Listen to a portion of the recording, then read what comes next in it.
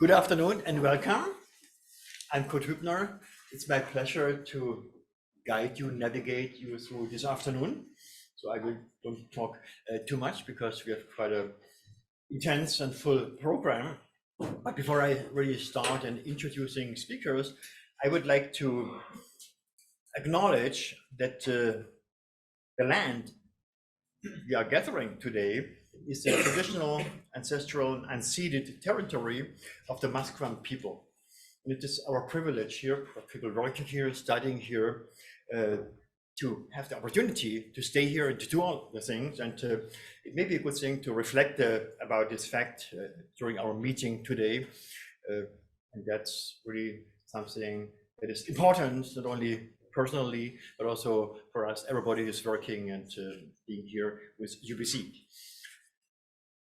This is a joint production today, what you experience, like very often, we can't master everything all by ourselves. The joint production is with the chair of German European Studies, the Political Science Department, and then the consulates of France and Germany. And you will, in a couple of minutes, have the chance and the lucky situation to listen to both consuls who are here today and will briefly speak to you. And also with an extra support of an Institute for Auslandsbeziehungen that was crazy enough and giving us some kind of financial support in that you have the chance to get lunch, sandwich and coffee and all those kind of things. But it's also the consuls who contributed quite a lot. So thanks very much for everything you did today. I would like to start introducing or asking, not really introducing, it doesn't need a big introduction, the head of our department, Political Science, Alan Jacobs, who is with us here, to welcome us here, a brief word. Maybe you can come over here. And so we move then through all those kind of various speakers this afternoon. Alan, please. Great. Is there a...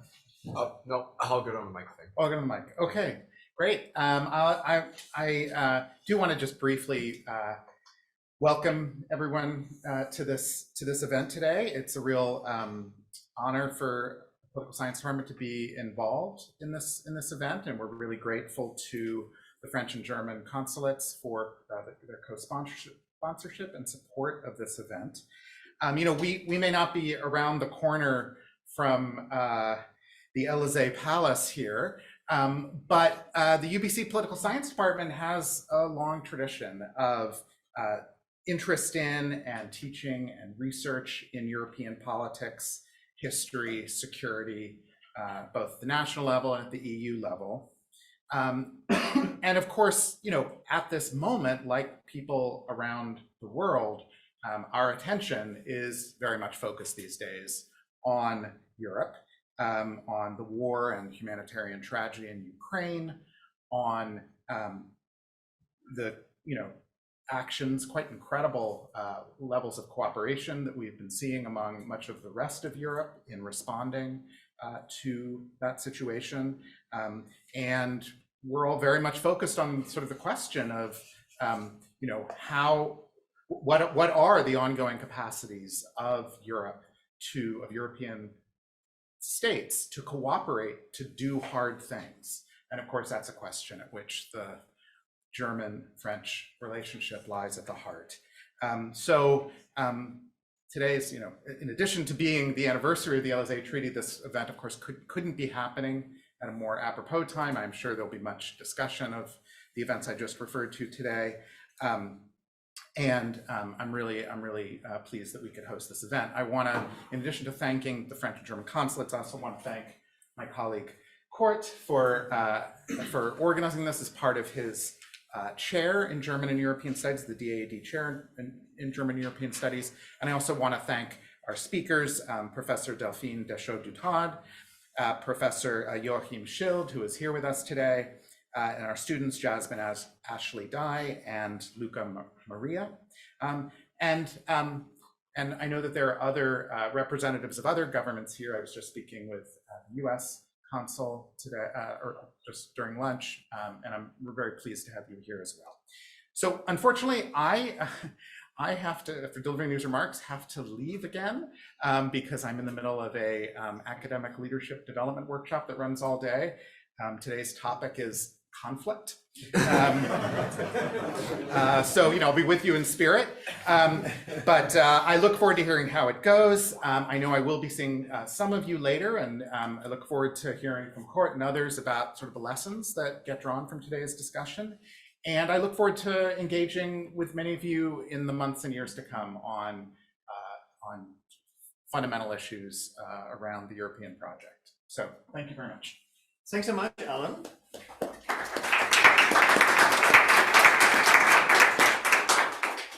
And I would like now to call Nicolas Boudin, the Consul General of France in Vancouver. You're with Vancouver since 2020, I think so? Yes. Correct. So 2021. he knows everything already, so no need to make further introductions. Please go ahead. Thank you, Kurt. Good afternoon, everyone. Dear Professor Jacob, Head of the Department of Political Science at UBC, chère Madame la Professeure Delphine Deschaux-Dutard, ravi de vous rencontrer virtuellement. Et merci d'être là avec nous à une heure un peu tardive en France, mais vraiment merci d'être là. Lieber Professor Schild, Ambassador Hardt, Consul General of the United States in Vancouver, dear Andreas Rufer, Consul General of Switzerland, dear Joao, Consul General of Portugal. Thank you, colleagues, for being here with us tonight and supporting this event. Cher Marc, dear Kurt, dear Luca and Jasmine, dear all. Let me start by saying how glad I am to all of you for being here today. France and Germany are a bit far away from Vancouver and BC, but together with Professor Hübner and my German colleague Mark Heichhorn, we thought it was interesting to put together an event on Franco-German relations as we celebrated a month ago the 60th anniversary of the Élysée Treaty. Why, you may ask? For one, I think that for students and academics who have an interest in international relations, foreign affairs, political science, it is worth reflecting on how two former enemies who fought 3 wars, including 2 world wars, chose reconciliation and forged a path towards enduring cooperation. This process can certainly serve in today's world, inspire others, and perhaps some of its best practices can be replicated elsewhere. You'll hear more in a few minutes from our experts and panelists about this unique framework established in January 1963 by 2 men, German Chancellor Konrad Adenauer and President Charles de Gaulle. Charles de Gaulle, je le dis avec l'accent français. For them who had experienced 2 wars between France and Germany, laying the foundation for Franco-German reconciliation represented a bold, uncertain political gamble, which, if it succeeded, would change completely the dynamic between our 2 countries and in Europe. But for that vision of political reconciliation to become a reality, you needed to overcome many challenges and establish not only concrete mechanisms and institutions for cooperation, but more importantly, bring people from both sides together. That was a tremendous undertaking, which we are going to learn more about, as many of the institutions established by the treaty are still in place and working. This cooperation received a new impetus in 2019 with a renewed framework adopted in Aix-la-Chapelle between French President Emmanuel Macron and German Chancellor Angela Merkel, with the aim of continuing to deliver results for our 2 people. I'll give you just one example of what was achieved in an area which is essential in every process of cooperation and reconciliation, i.e. people-to-people connections. The Franco-German Youth Office was established by the Élysée Treaty in 1963 and allowed more than 9 million young French and German students to visit each other's country while learning German and French since then. The second reason is that this special relationship, which in many respects owes a lot to the role the United States played in Europe after the Second World War, both in terms of security and economic prosperity. This relationship is not an easy one. It has changed over the years because our people and our countries have changed, especially after the fall of the Berlin Wall and the end of the Cold War. Today, after the European debt crisis in 2008, the migration crisis in 2015, and more recently, the COVID crisis, it is now facing a new challenge because of the war of aggression against Ukraine led by Russia. The war is back at the EU's borders, and this has completely changed the geopolitical landscape in Europe and in the world. Yet, despite the differences in analysis and perceptions, debates around political priorities, the Franco-German relationship remains central for the future of our two countries and for the future of the EU. In fact, France and Germany are in many ways exact opposites. We're a centralized state with an executive branch and a president which are very powerful. Germany is a federal state with a strong parliament and a powerful landers, provinces. Germany was divided for 40 years after the Second World War, which was not the case of France. Germany has a strong industrial-based economy. We rely more on agriculture and services. More importantly, we drink wine, they drink beer. But more seriously, and despite these differences, the centrality of this relationship remains because it has proved its added value over the years as a unique framework, achieving compromise that benefits both parties and the wider European Union. In France, we like to talk about this relationship as the Franco-German couple, couple franco-allemand. In Germany, it is more referred to as the Franco-German engine. The engine may not be as romantic as the couple, but from a country which prides itself for the quality of its cars, I take that as a compliment and as a sign that we shall continue to nurture this relationship, because all the challenges and crises that I briefly mentioned cannot be overcome without a strong Franco-German relations at all levels. Thank you for your attention.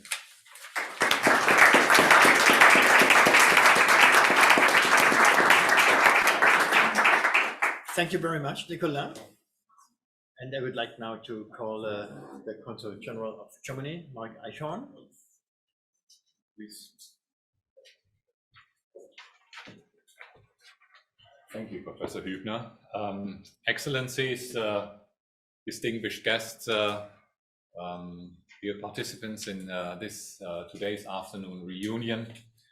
It's a pleasure for being here and to see all of you gathered around this table. And also thank you very much to you, Nicolas, for this brilliant introduction into the Élysée Treaty and the Franco-German relationships in general. I could repeat and underline every word you said. There's nothing I could add. Also because of the fact that for me, although I'm quite old already, I don't know anything but this Franco-German relationship. I grew up with it. It was just natural. So my generation did not know anything else. We have only this experience together with our French neighbors, partners and friends. And I would say, taking up the difference between beer and wine, we have learned to drink both and enjoy both, and also enjoy the differences because it adds to the quality and the variety of our relationship. I also liked your example of le couple, the couple and the engine. Yes, it is. Perhaps there is a difference. It's good that there is a difference. Otherwise, it would be boring. But both the couple and the engine need tender, loving care to run, to thrive, and to be prosperous. So, yes, it is a success story. And quite often we are asked whether the Élysée Treaty is perhaps a role model for other countries, other problems, other situations in the world. Perhaps, but I would be careful, because this treaty and this relationship was signed and grew up on a very special, in particular, historical background and socio-economic, socio-political situation. However, it shows that two countries as different than France, as different as France and Germany, could come together, overcome their differences, and make something good out of this relationship, which was very problematic over a long, long time. I just quote what in Germany was said, the hereditary enemy. This expression alone shows what was the perception of France before 1945 and how dramatically this has changed. This treaty and this relationship is an example of what is possible if there are three preconditions, to my understanding, which have to be met that something like this can grow. First, you need a vision that something has to be done. And this vision was there on both sides of the Rhine, on many people, that something has to be done to overcome this old stalemate, the hostilities between France and Germany. Second, you need the political will to change things. And third, you need the conviction that this is necessary, that this has to be done, and you carry it through. And both, I would say, the figureheads, because they are not alone, or they were not alone, Charles de Gaulle and Konrad Adenauer, they had both these three preconditions into their hearts and minds. So this cooperation could not be something else but only successful. We have now 60 years and exactly 1 month of the Élysée Treaty, and it is still full of life. It is a success story in the relationships, not only between our two countries, but also in the context of the European Union. It is dynamic, and the fact that 4 years ago, in 2019, this treaty was rejuvenated by the Treaty of Aix-la-Chapelle shows that there is the will, the conviction, and the vision to continue with this exceptional relationship. So you see, I'm very optimistic, but I'm optimistic because I know and I feel it that we need this, because Europe would be different if at that time in the 1950s and early 60s, these people who made this treaty possible would not have had these three conditions: the vision, the political will, and the conviction that we have to create something like that. So I hope that we will enlighten you a bit more about what is the very essence and the soul of this treaty, of our relationship, which I personally cherish very much because I can't imagine a life without France. And with this word, I would say over to you again, Kurt. Thanks so much. Thank you very much. Thank you much.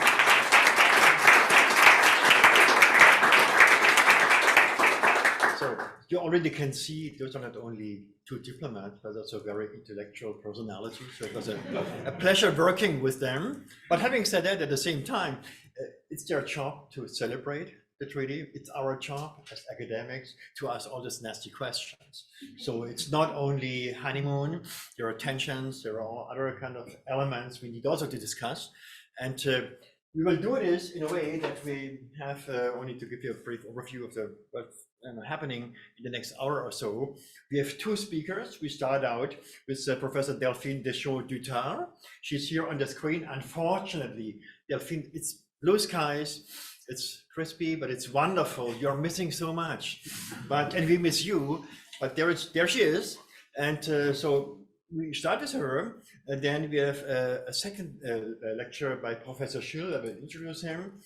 Then we have a break because we need to go to the washroom. There's coffee. Maybe you're getting hungry when you listen to all those kind of two lectures, and then we come back into the room and we have our round table. So that's the plan.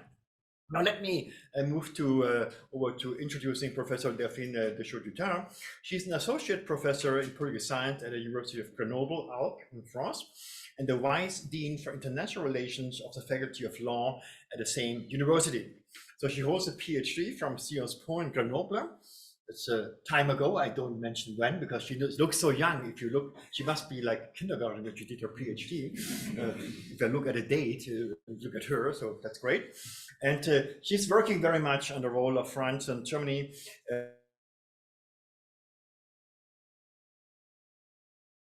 And she will take a very particular look on the, let's say, the sources and the dynamics of the Élysée Treaty from a security policy perspective. She's well published books, chapters in journals, so a great academic.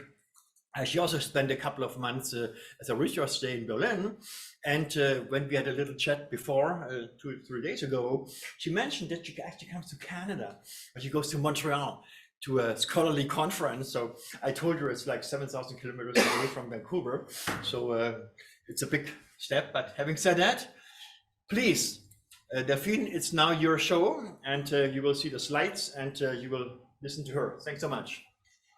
Thank you very much, Kurt, and thank you for having me. Even if I'm not here physically, I'm really glad to be there tonight with you because, yeah, as the consul said, it's the night in France, but I'm still really glad to be with you and share this moment and this round table. So I'm trying to share my screen and then we can go. Okay, can you see my slides? Yeah, okay. Okay, so I'm going to try and give you some elements about the history and how the Élysée Treaty happened and what it launched as a specific strategic partnership between France and Germany. So mainly, this is briefly the outline of the presentation. I will introduce you to the history of the treaty and then show you how it was relaunched. Also show you that symbols play a very important role in the practice of the treaty, how the treaty was adopted by the Achen Treaty, the Aix-la-Chapelle Treaty, and then finish with some divergences, but I won't be long on this because I'm really sure Professor Shield will address the issue. So, starting with a historical perspective, I think it's quite important to go way back in time, even before the signature of the Élysée Treaty, to understand how it was signed and why it was signed and under what conditions it was signed. So, of course, we can go back to the division of Germany after World War II and the inclusion of the Federal Republic on the Western Bloc. But I think the main, the first step, which is really important in my opinion, to better understand why France and Germany, why de Gaulle and Adenauer decided to launch this Élysée Treaty is the attempt at creating a European defense community between 1950 and 1954. Well, as you know, this European defense community was thought about in the context of the Korea War, where the Americans needed to have Germans under arms, German uniforms again, because they needed to focus a little bit more on Asia at this time. So the idea launched by the Americans and the French, but also a little bit the British, who discussed together, was to try and create a European army under the strategic guidance of NATO, which would include France, Germany, Italy, and Benelux. And as you know, many negotiations were needed. So 4 years of negotiations were needed. Everybody was happy with the treaty, but when the treaty went back to the French National Assembly, unfortunately, it was rejected. And this led to the failure of the European defense community. And I chose the two pictures here to show you how controversial the topic was, mainly in France. In the case of France, actually, this European defense community was sometimes called the Dreyfus affair of the Fourth Republic, to show how divided the political elite was on the issue. So why is it important to talk about this? Because the failure of the European defense community had important consequences that paved the way to come to the Élysée Treaty. Among these consequences of the failure of the European defense community and at the attempt at creating a European army, including France and Germany, so making French and German soldiers work together, well, this led for once to the constitution of the German army, the Bundeswehr, within the framework of NATO in 1955. And a second important consequence was a second attempt at creating a European political plan, the Fouché plan, proposed by de Gaulle again, which was aimed at completing the economic dimension of European integration that started with the coal and steel community and then further with the Rome Treaty, the European Economic Community. And there again, this Fouché plan, which was trying to, well, help European countries cooperate on foreign policy issues, was a failure. And from this failure, de Gaulle and Adenauer, well, decided that maybe it was too ambitious to try and work with 6 countries, and the best way to well, solidify friendship was to start with 2 countries, France and Germany. And this is really what paved the way for the Élysée Treaty, which is also called the Political Reconciliation Treaty between France and Germany. So this is the official title of the treaty, on the 22nd of January 1963. And here you see the picture of Chancellor Adenauer and General de Gaulle at the signature of the treaty. The treaty entails several important areas, among which foreign policy, defense, and culture.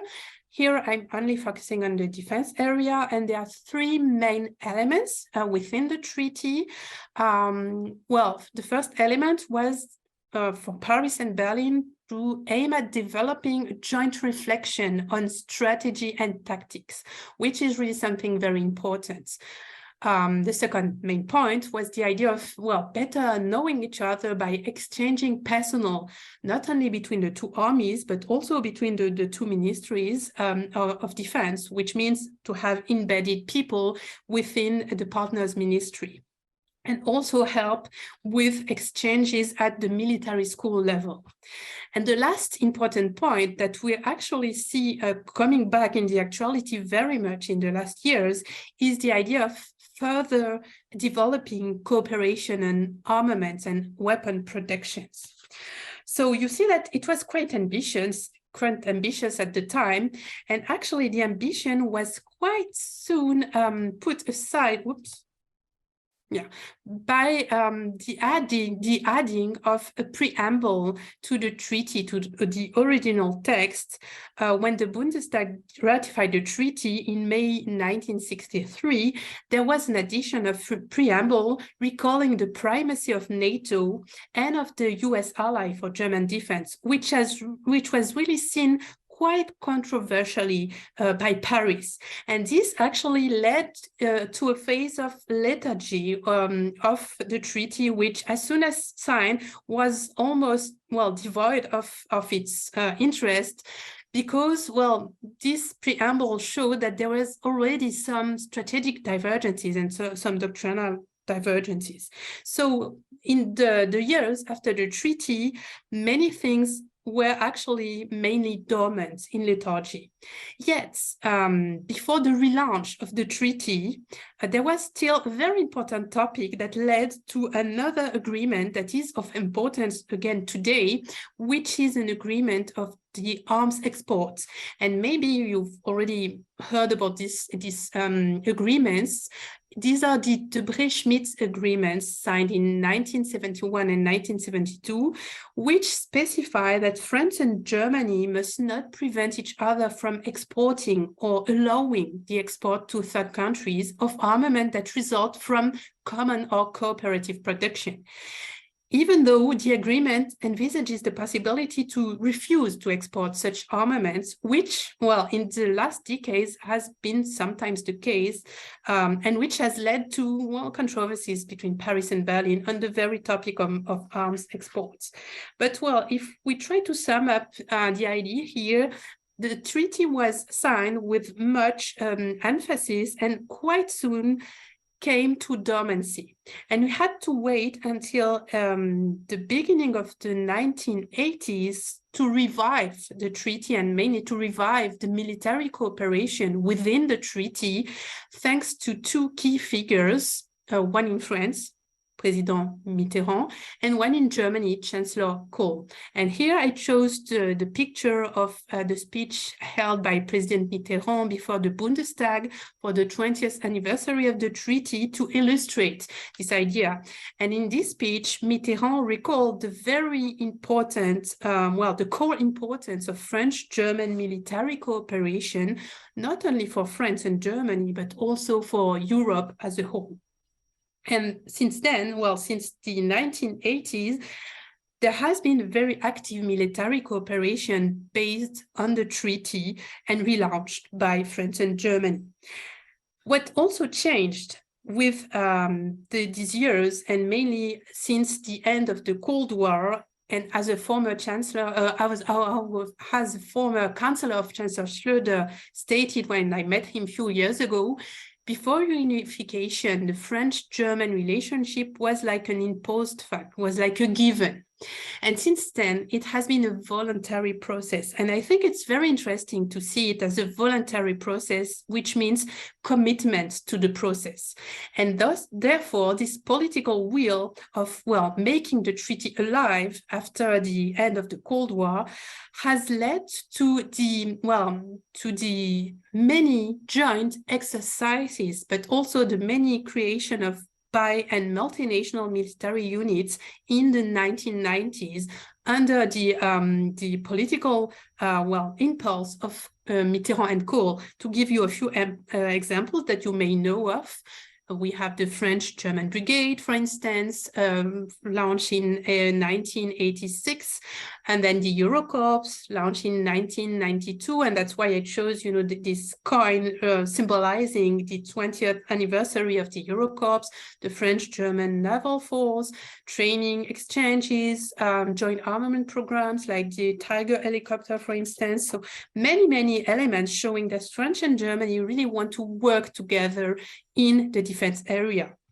And to exemplify this, I found some pictures, for instance, of the big exercise, French-German exercise led in 1987 in Bavaria, led Keckerspatz. So in English, I would guess it's like something sparrow. In French, moinoardi, which was a very important and very large-scale exercise, bringing French and German soldiers together to work as a laboratory for military cooperation in Europe. And a more recent picture on the slide is from the French-German Brigade. Here, the picture was taken in 2019. And I also added the Eurocorps emblema. So just to show you how fruitful the cooperation has been in the 1990s. Aside from these exercises and these military units, there was also numerous political exchanges with summits, regular summits between the heads of states and the ministers several times a year. Also many staff exchanges and training programs, not only with, for instance, mixed school, like the school in Le Luc en Provence, which was inaugurated to train the French and German pilots for the joint Tiger helicopter, but also, as I said before, embedded staff in each other's ministries of defense or foreign affairs, for instance, which lead French officers to work in Berlin, for instance, just like there were German officers, and German officers to work in Paris, just like there were French officers. So you see that this treaty, the practice of the treaty that was relaunched since the 1980s and 90s led to many relations, exercises, and maneuvers, which are all intended at providing a living laboratory for European defense, military cooperation, and European defense policy. And this is really something that appears a lot, not only in the political discourses developed by France and Germany, but also when you ask officers, that's also mostly the way they see it. And actually, the context of the 1990s was also a specific context in which Paris and Berlin could really push not only their bilateral cooperation, but also advocate for the construction of a European defense within the framework of the European integration process, which would not be exactly the same as NATO.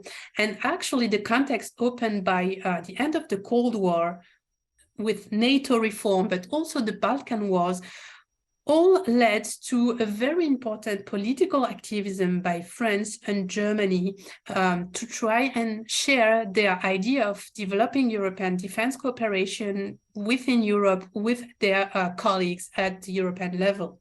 And this particularly shows when you look at the minutes of the negotiation of the Maastricht Treaty, for instance, which introduced the Title 5 on common foreign and security policy.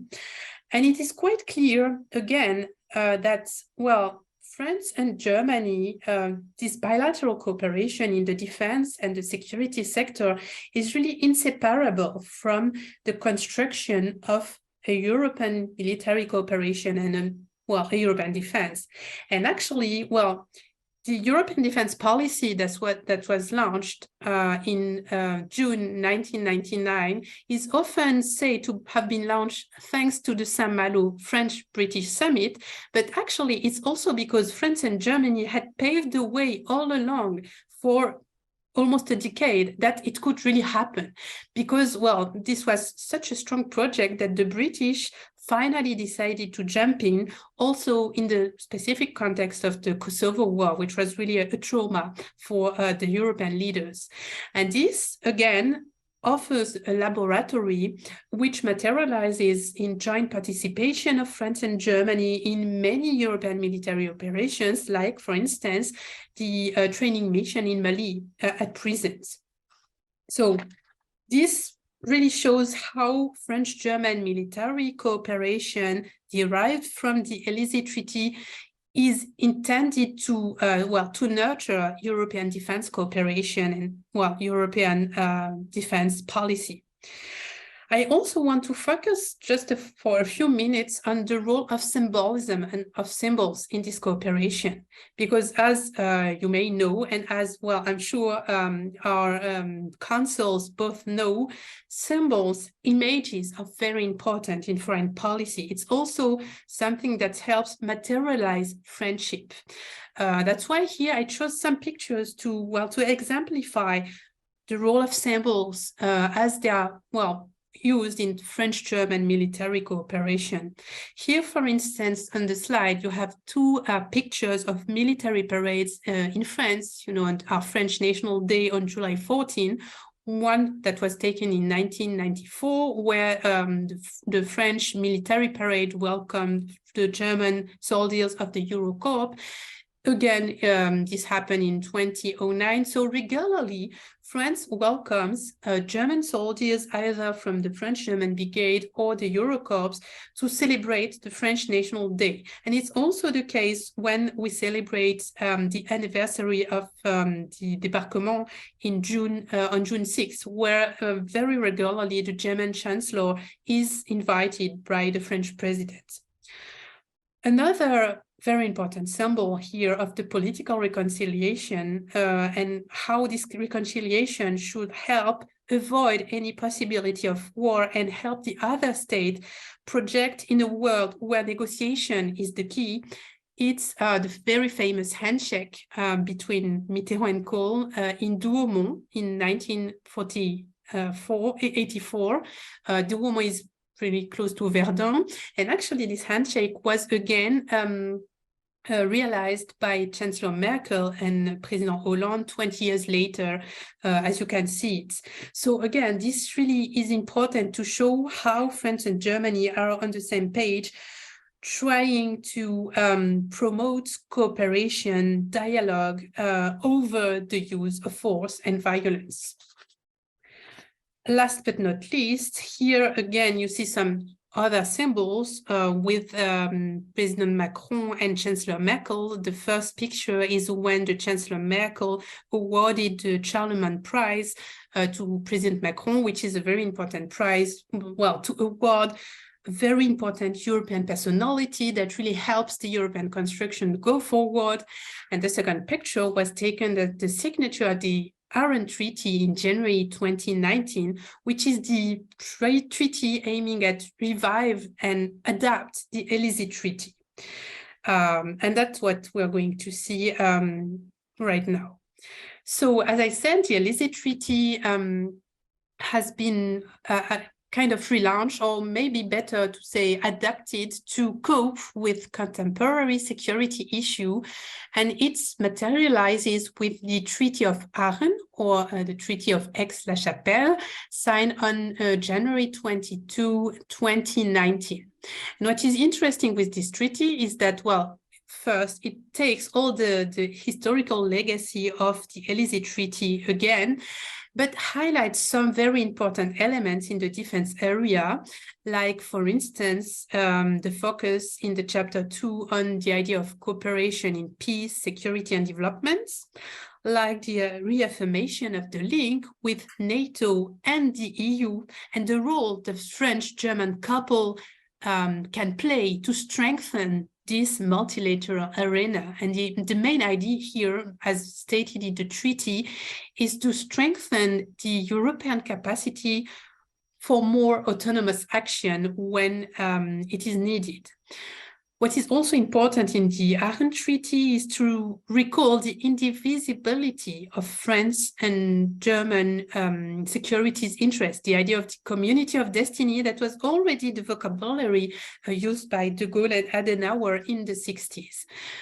Again, another element that is important is the reaffirmation of the mutual assistance clause that states in the Lisbon Treaty, and which implies that, well, just like the Article 5 of NATO Treaty, in case of an armed aggression, when this article, which is the Article 42, paragraph 7 of the Lisbon Treaty, is triggered, well, the country under aggression will ask for the solidarity of the others to help them to fight the aggression. And actually, it's interesting that this clause was triggered once by President Hollande, indeed, after the terror attacks in Paris in November 2015. And Germany participated in solidarity of the response by providing support, aerial support and intelligence support to help France identify military targets in Syria. Last but not least, the treaty reaffirms a very important element, which is the idea of developing a common culture.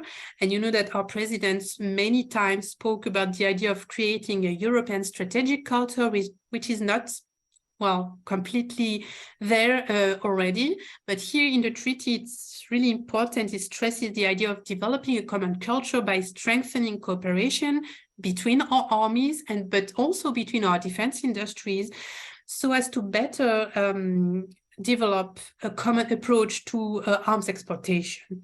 So you see that this treaty is actually the logical following of the Élysée Treaty signed in 1963.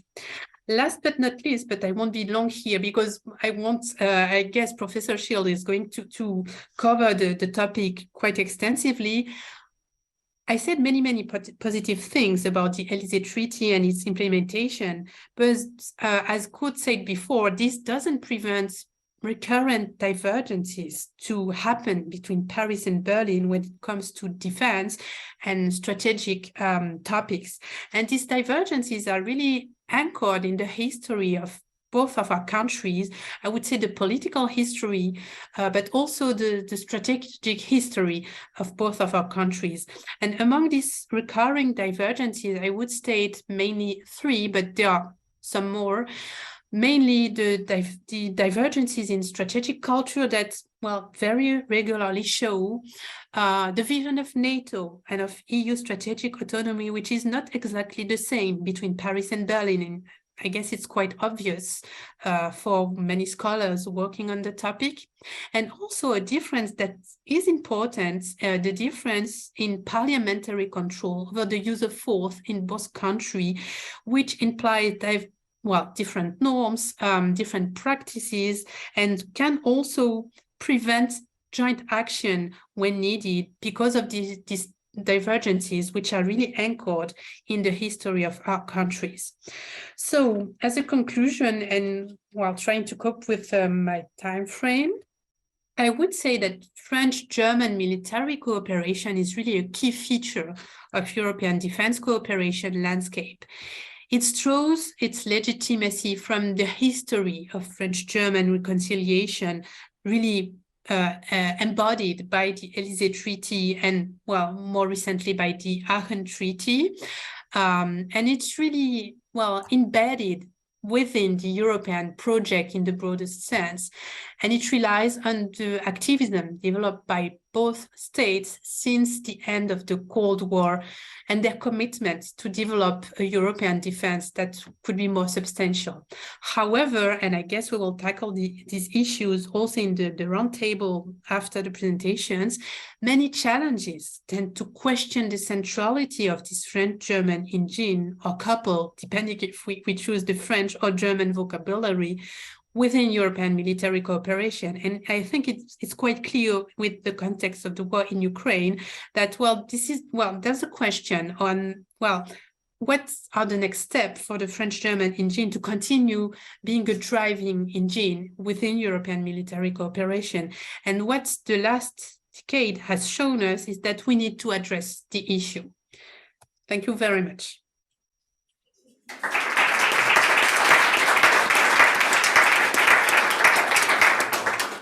Thank you very much, Delphine, for a very insightful presentation. I think so there's a lot of food for our discussion later on the round table.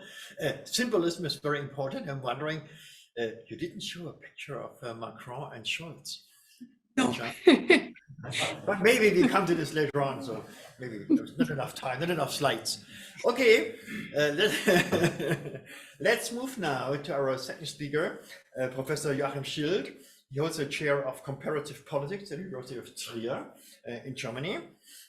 He is the German specialist when it comes to Franco-German relations, but if to say not only German specialist, he's publishing wide in all those academic journals, not only on Franco-German relations, but he has a pretty large portfolio.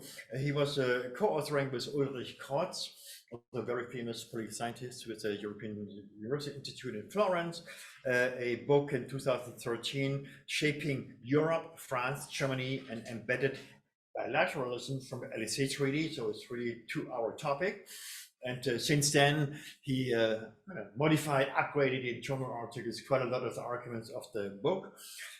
He has also done work on foreign policy, economic policy responses to China, the side of the US and the European Union.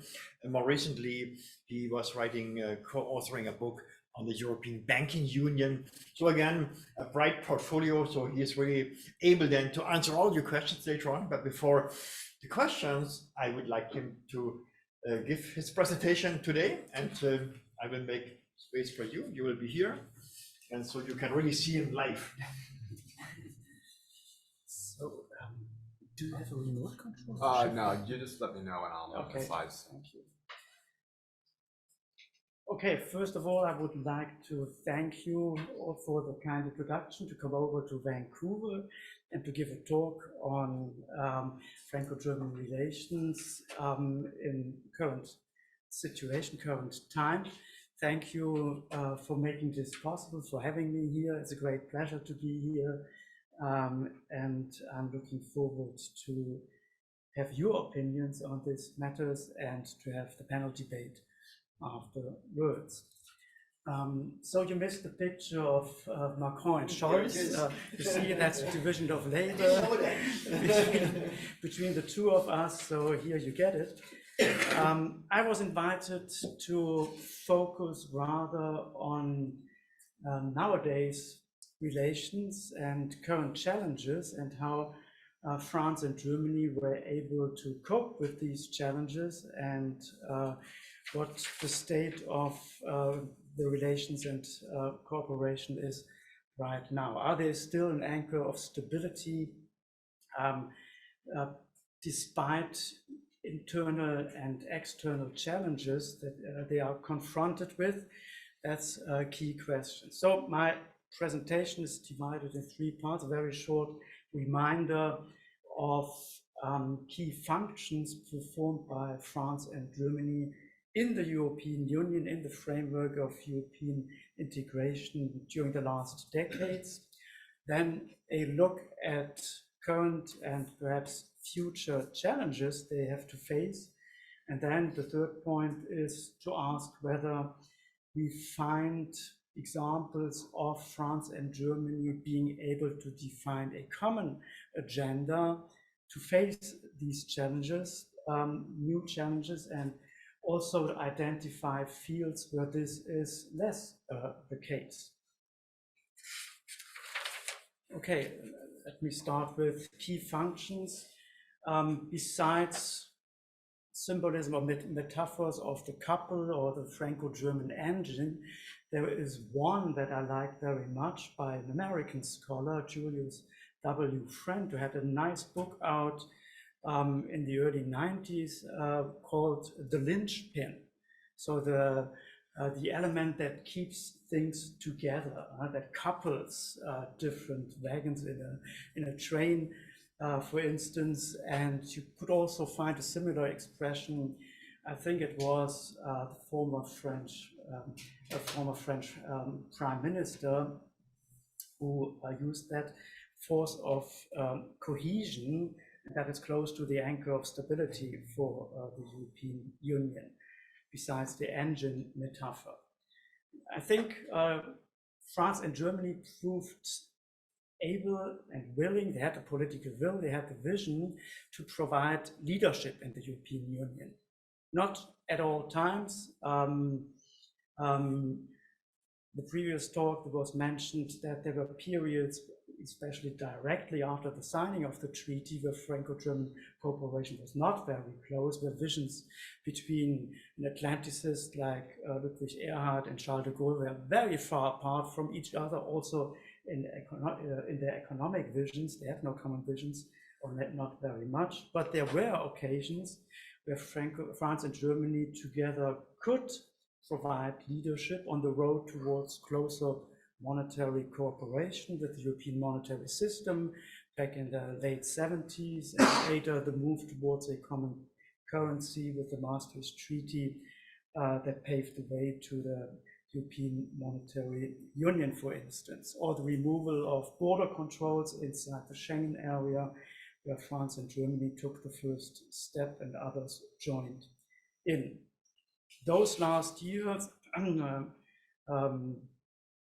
you mentioned crisis that the European Union lived through.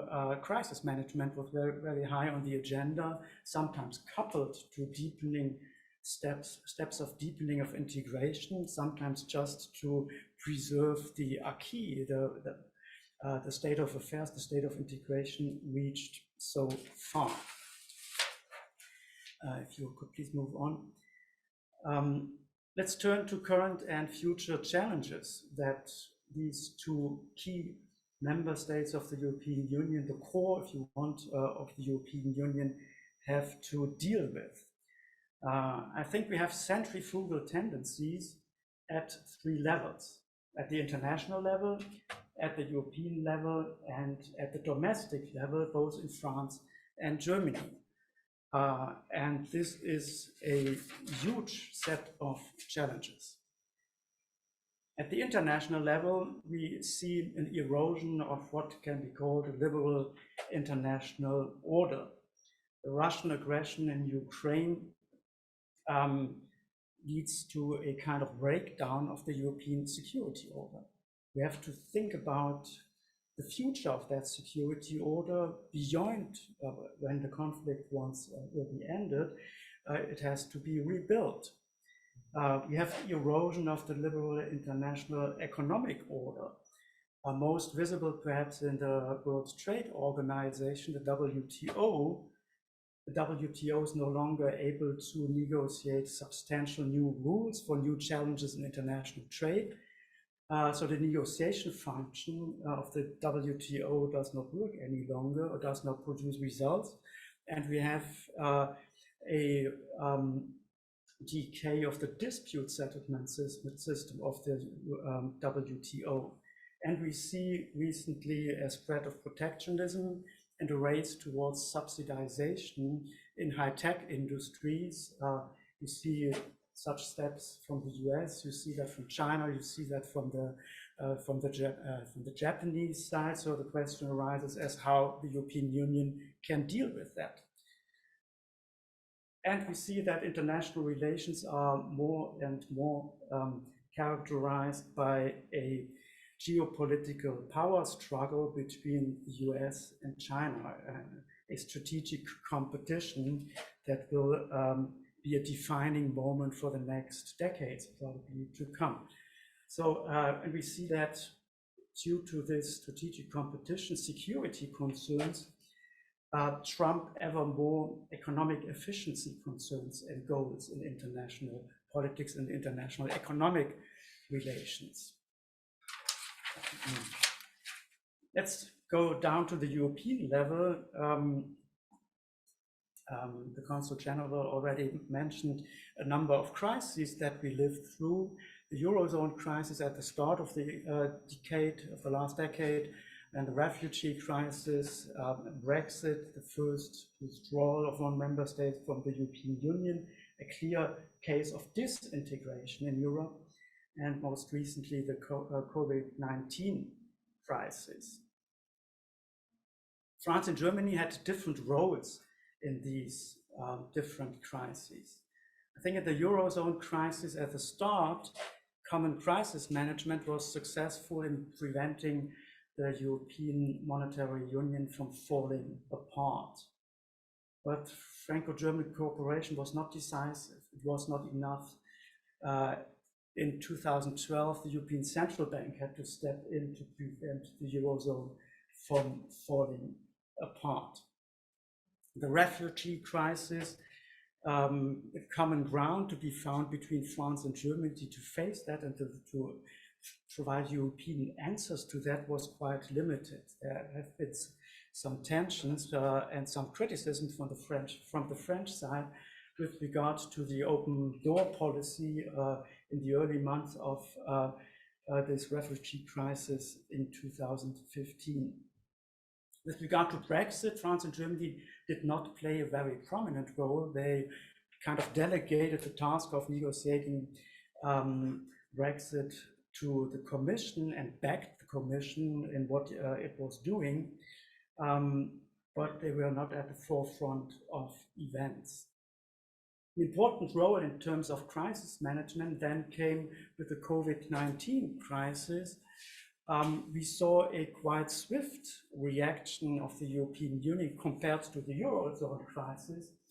And we saw a swift compromise coming up after initial tensions between France and Germany, proposing together what then later became the Resilience and Recovery Fund, a huge sum of money, 750 billion euros that were put on the table to deal with the economic fallout of the COVID-19 crisis, handed out not only as loans to some already over-indebted countries, but as grants, non-repayable grants. And that was seen as an important achievement of Franco-German close cooperation at that moment.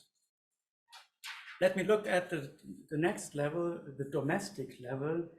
And here we have a number of common challenges that our two countries, France and Germany, have to face. We see populism on the rise on both sides of the Rhine.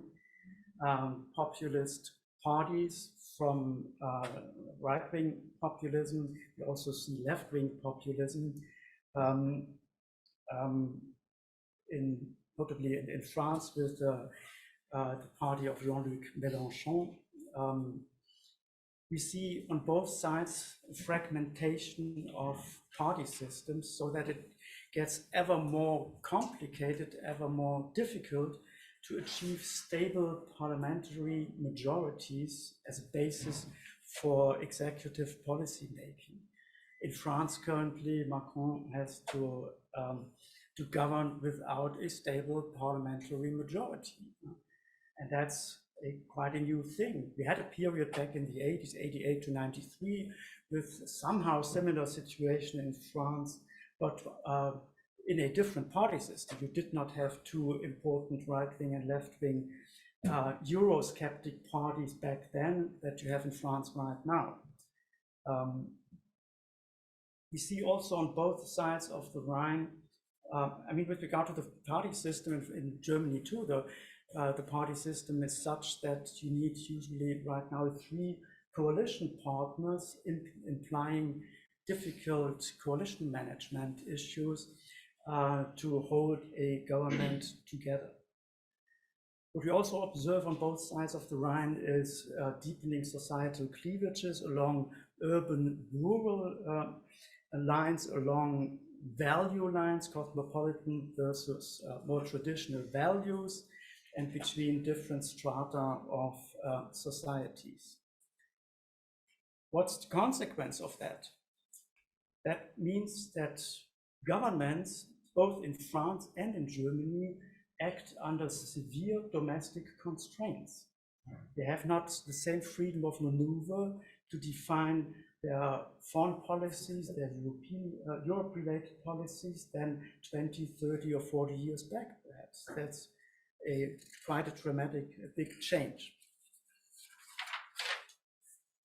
And these different challenges brought together results in huge adaptational challenges that both Germany and France have to face. Let's start with Germany. I think it's hardly exaggerated to say that Germany has somehow to reinvent its socio-economic model. It has an export-led growth model that has to face the end of cheap energy. Some industries, like the chemical industry, are based on huge consumption of energy that was quite cheap in the past, which it won't be in the future. We have a shift with the transition, the green transition and the energy transition towards e-mobility. That's not a particular strength of the automotive industry in Germany. So perhaps we're going to drive in 20 years' time Chinese cars in Germany. I exaggerate a little bit, but it's a huge challenge which costs thousands and thousands of jobs in Germany, this move towards e-mobility. And we see that Germany is facing ever more fierce competition, notably from China, in old fields of excellence. As China climbs up the value chain, traditional strongholds of German industry come under competitive pressure from China, not only in Germany's home market, but in world markets across the globe, so to say. For instance, in the field of machine tool production. In the past 20 years back, China was excellent in exporting toys and exporting electronics equipment, and now it is strong in exporting and competing on markets where we thought the Germans that we were the champions and we will remain the champions. That's not a foregone conclusion. And in the field of security and defense, we have to face a kind of blatant failure of our policy towards Russia. We have to acknowledge that. We have to deal with that. And we have to reorient our security and defense policy towards a renewed emphasis on national defense and collective defense inside NATO, and less so on external interventions in theaters far away from Europe.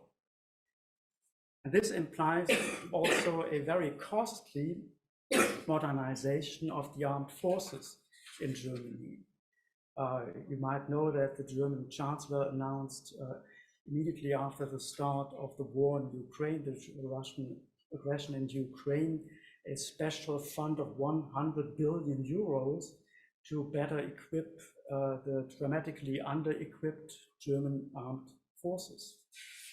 Let's move to France. Here too we see enormous adaptational pressures waiting on France.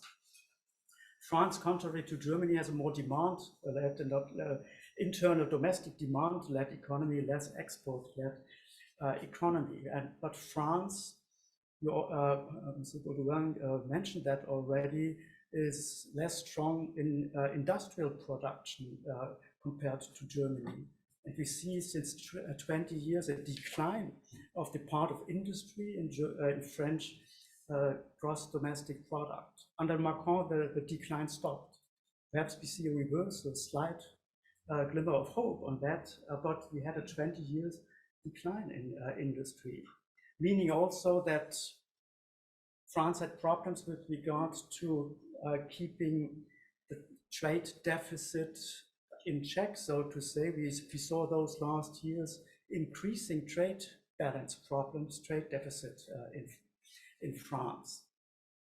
That means overall that the French economy is less, the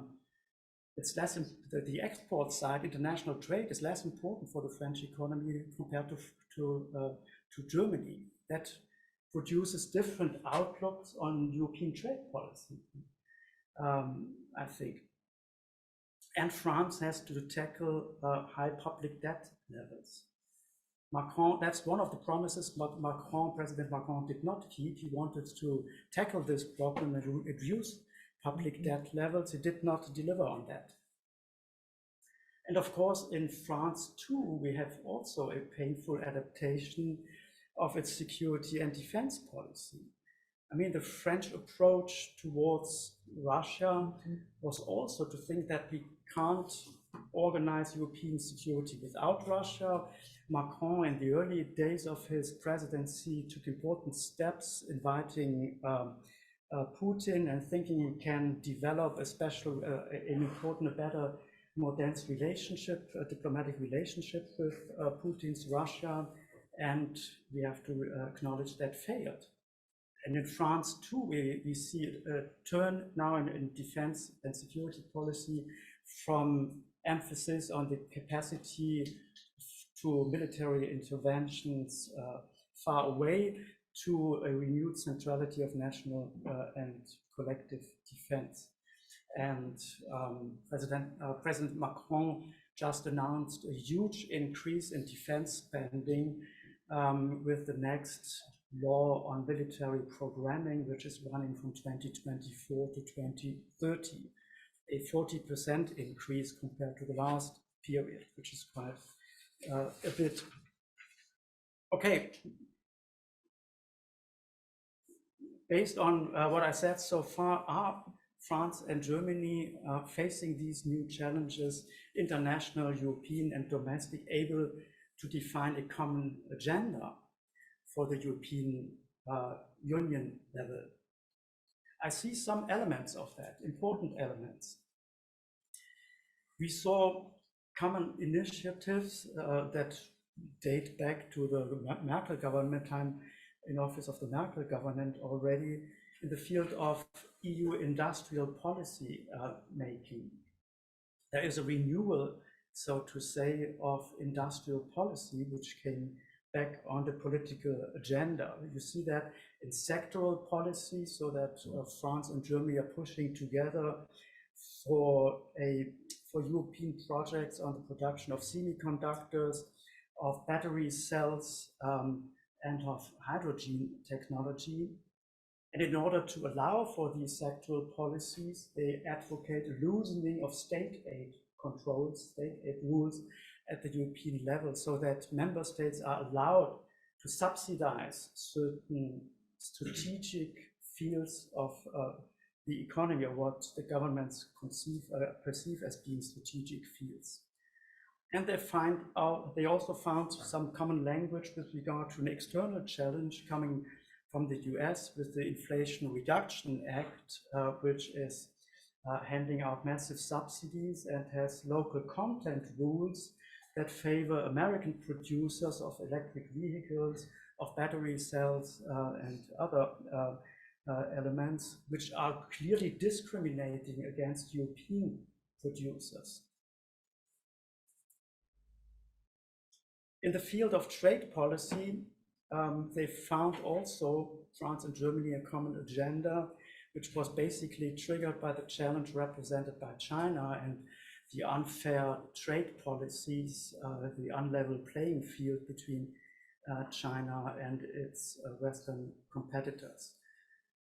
They both support France and Germany, what the Commission labeled as open strategic autonomy approach or strategy in trade, meaning a more assertive trade policy of the European Union that found a concrete translation, for instance, in new rules of the European Union with regard to foreign subsidies, not that much of product because that's already WTO law, but with regard to subsidized takeovers by China of European companies or subsidized procurement bids where the Chinese competitors are outbidding based on huge public subsidies European competitors.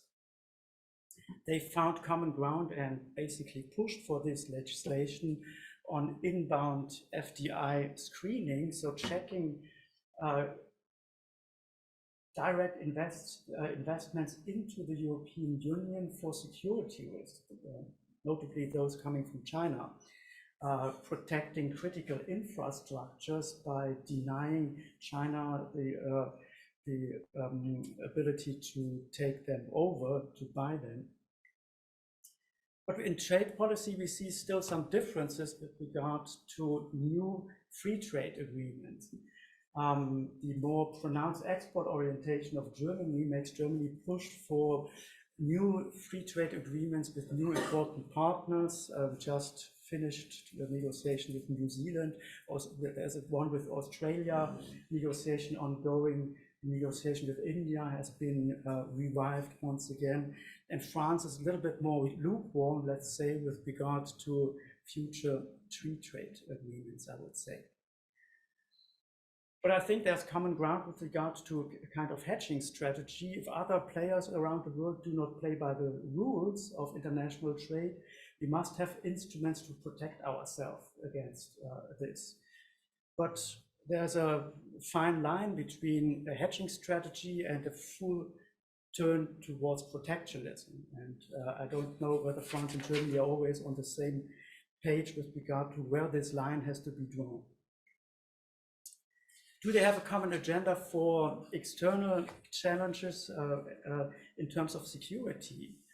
I think we find some elements of a common response with regard to the current war in Ukraine.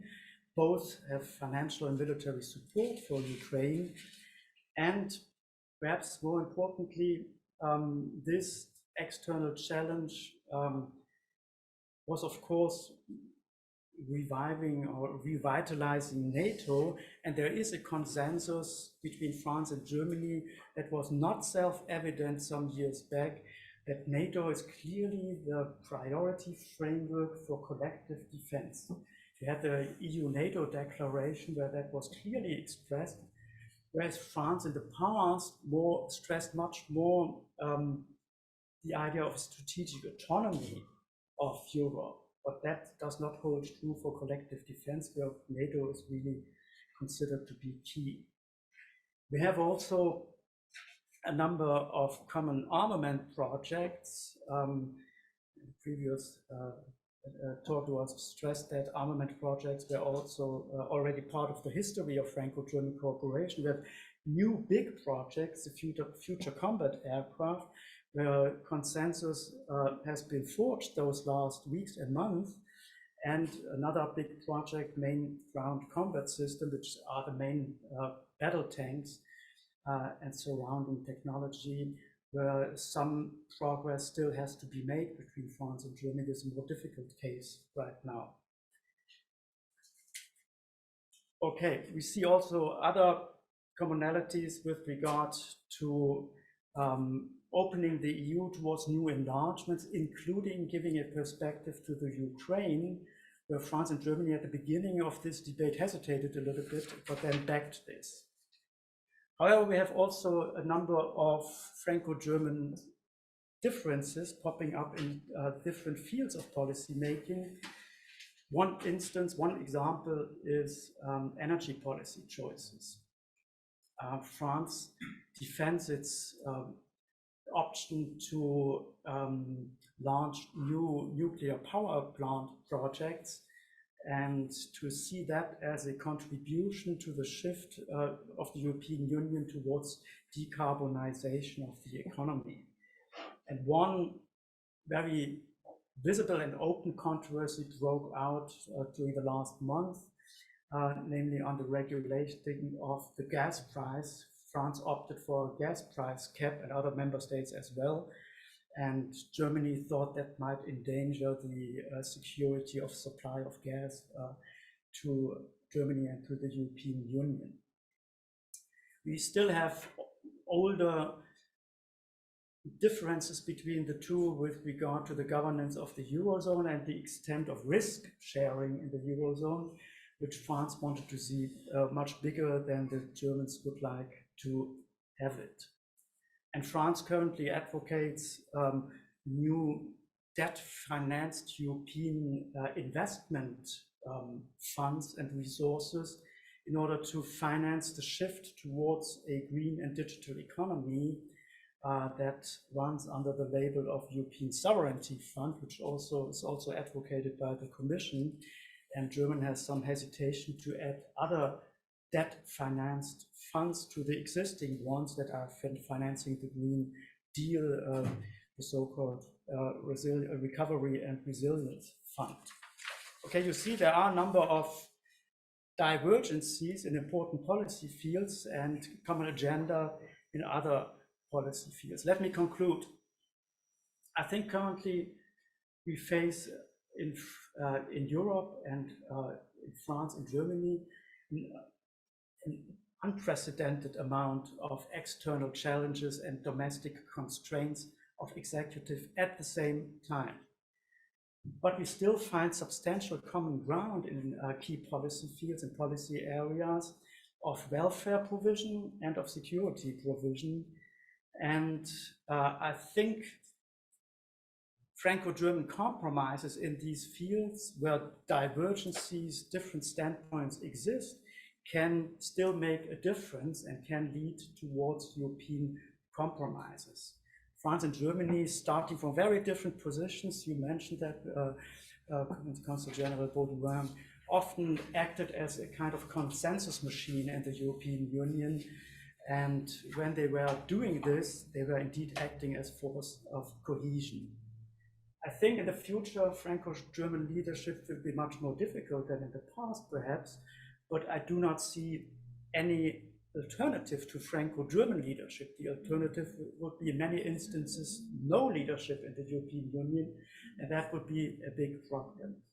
So that's why I think hanging together France and Germany for the next 60 years would be a good choice for France, for Germany, and for Europe. Thank you.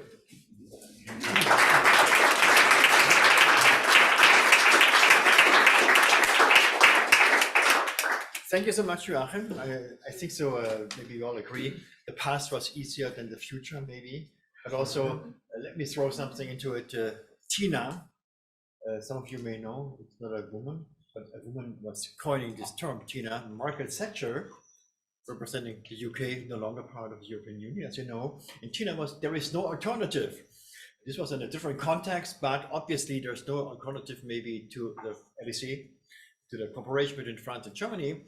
Having said that, the program now says we have 10 minutes break. You can have a coffee, there's the sandwiches, go to the washroom. We are back in 10 minutes here, and then we move over to the round table.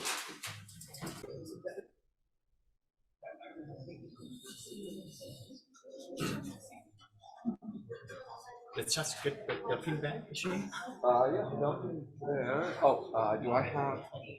Oh, okay. Okay, I just gotta fix my display, so that's all right. She can't see and hear us currently. Okay. We just can't see her. I just gotta readjust the display.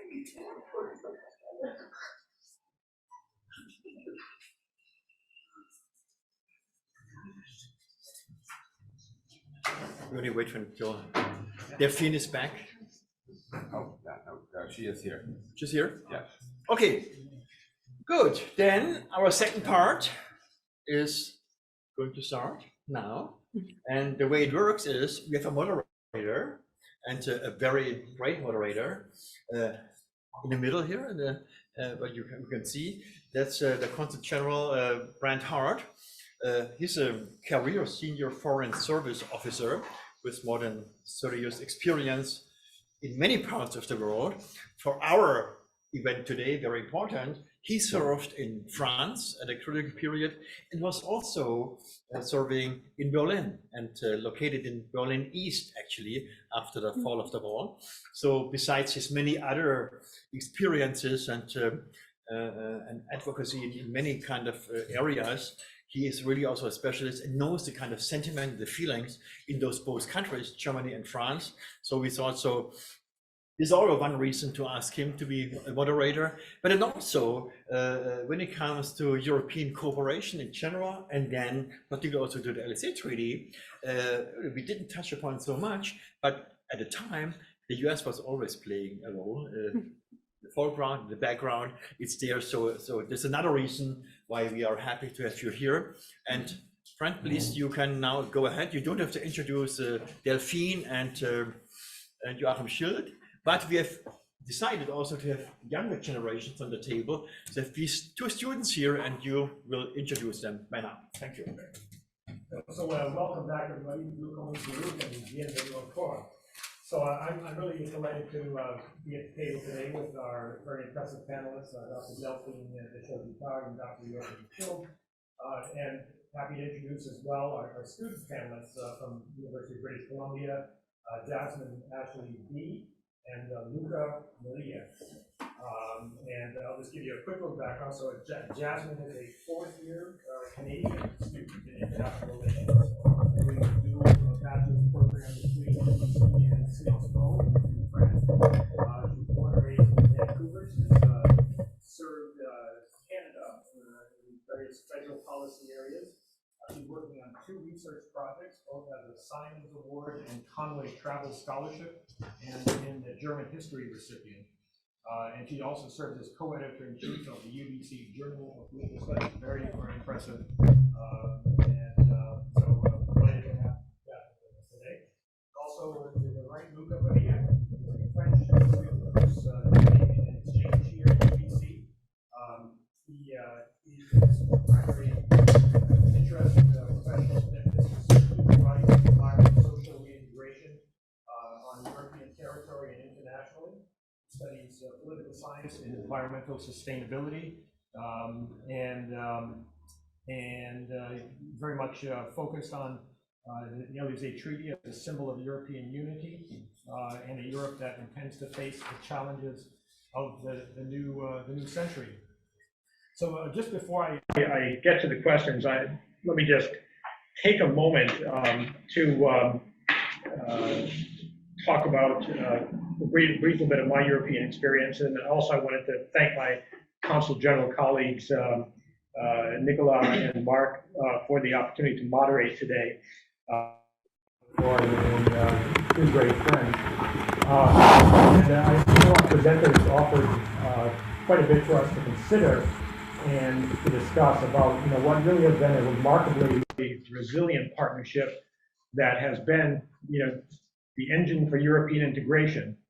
But so the bio mentioned I've been doing this for 35 years actually. And I've kind of bookended a bit of my experience. My second assignment in East Berlin, which then became unified Germany, and one of my last overseas experiences was in Paris as chargé d'affaires at our embassy there.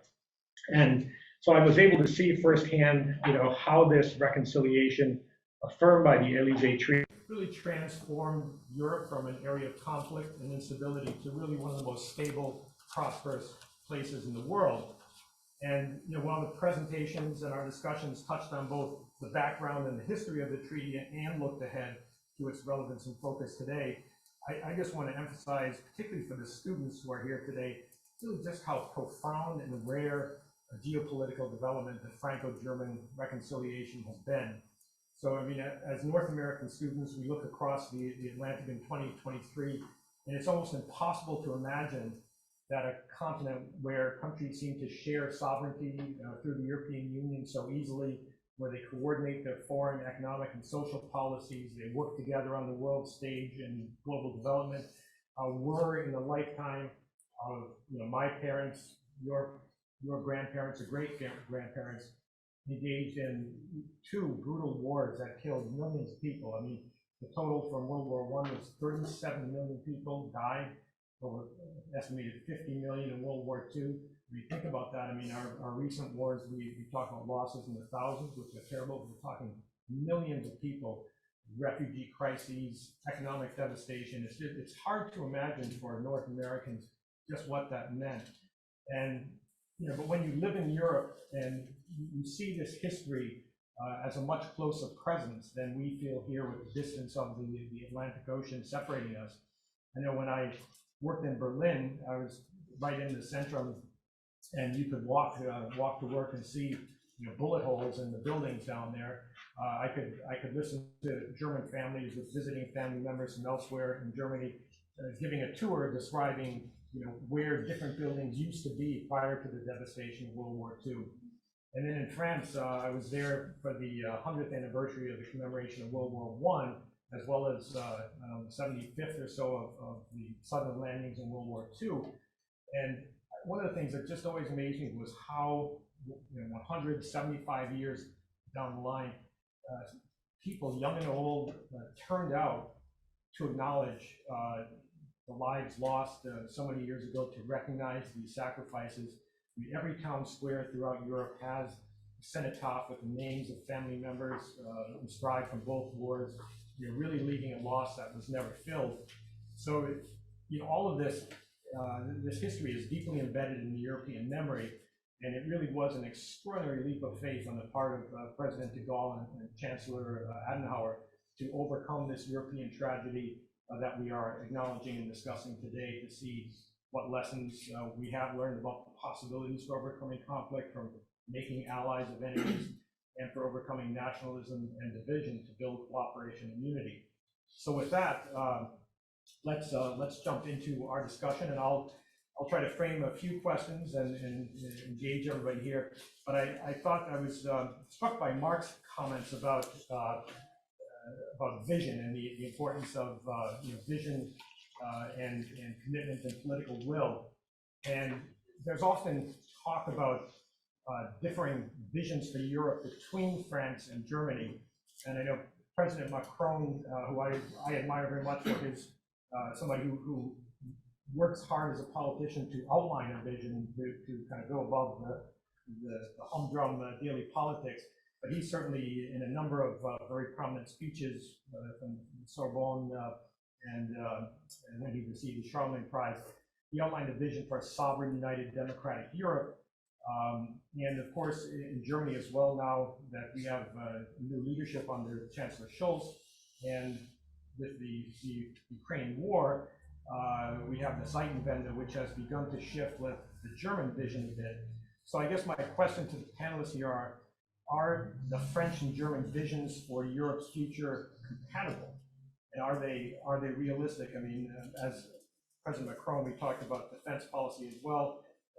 He wants Europe to have a global presence, but yet, as we've heard, the European capability capacity is often limited in areas. So is that realistic, or should the vision be more focused in areas where Europe can make a difference, where it can take a lead?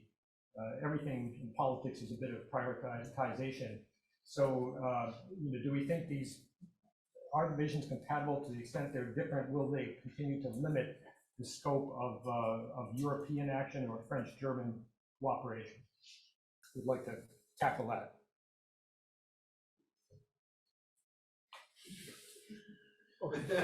Okay. I can turn around.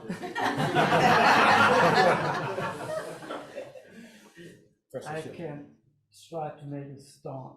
I mean, if you look at the evolution of discourses between France and Germany, you find remarkable similarities those last years. I mean, with his Sorbonne speech, Macron, he gave a more or less detailed vision of European sovereignty. That was a key word that he used in the, and he then showed which elements, which dimensions European sovereignty might have in different fields, not only military, foreign policy field, but also technology and data protection and other fields that he mentioned. And this vocabulary of European sovereignty was selling very well across Europe. I mean, the European Commission took over this kind of discourse, and the German side as well. First, Angela Merkel, she spoke of European sovereignty. If you look at the electoral campaign of Olaf Scholz, this idea of developing European sovereignty was quite prominent in his campaign when he was on the campaign trail. That was one of the key concepts he used and still uses today.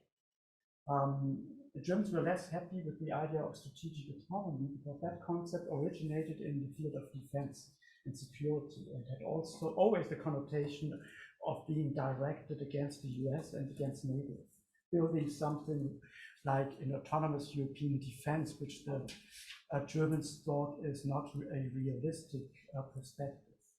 So that's why they embarked upon this language of European sovereignty. But what exactly that means is not always understood in the same terms in France and in Germany. If you look, for instance, at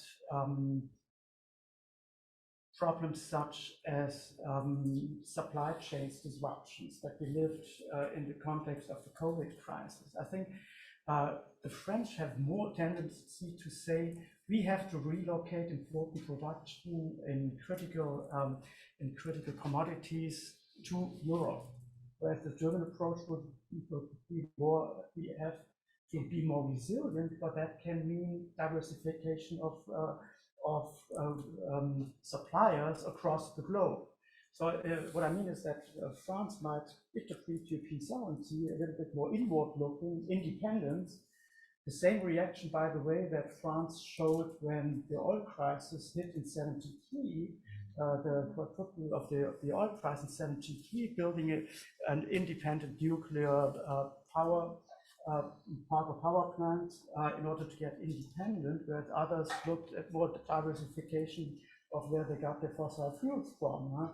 So that I see a parallel here, that France thinks more in terms of finding independent, also with regard to certain rare raw materials.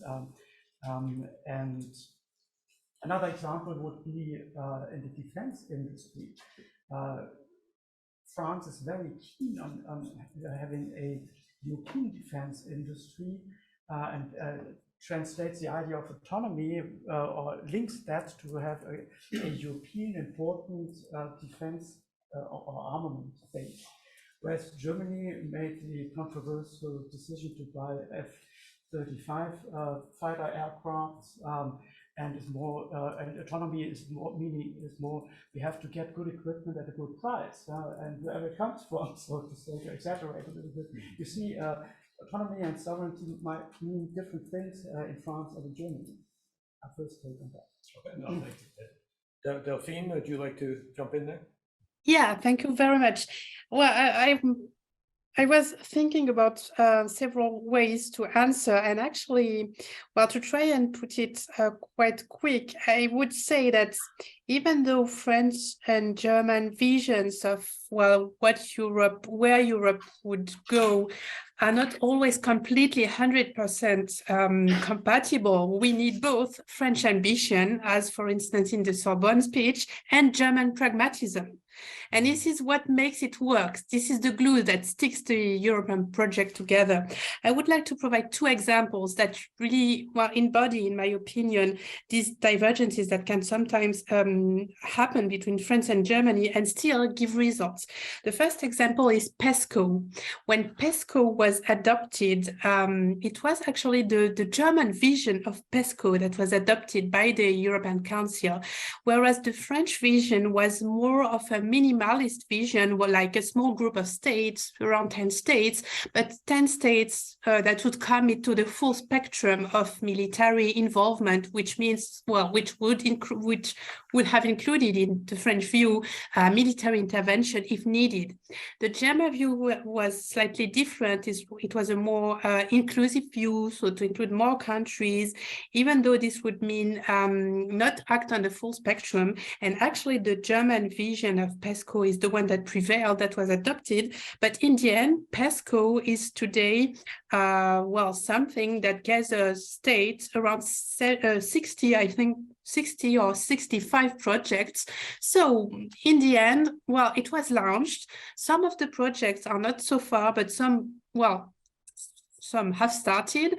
And I would say that mainly in the cyber dimension, PESCO is starting to give slowly results. So that's one of the examples where even when both vision not completely match, you can still have results at the European level.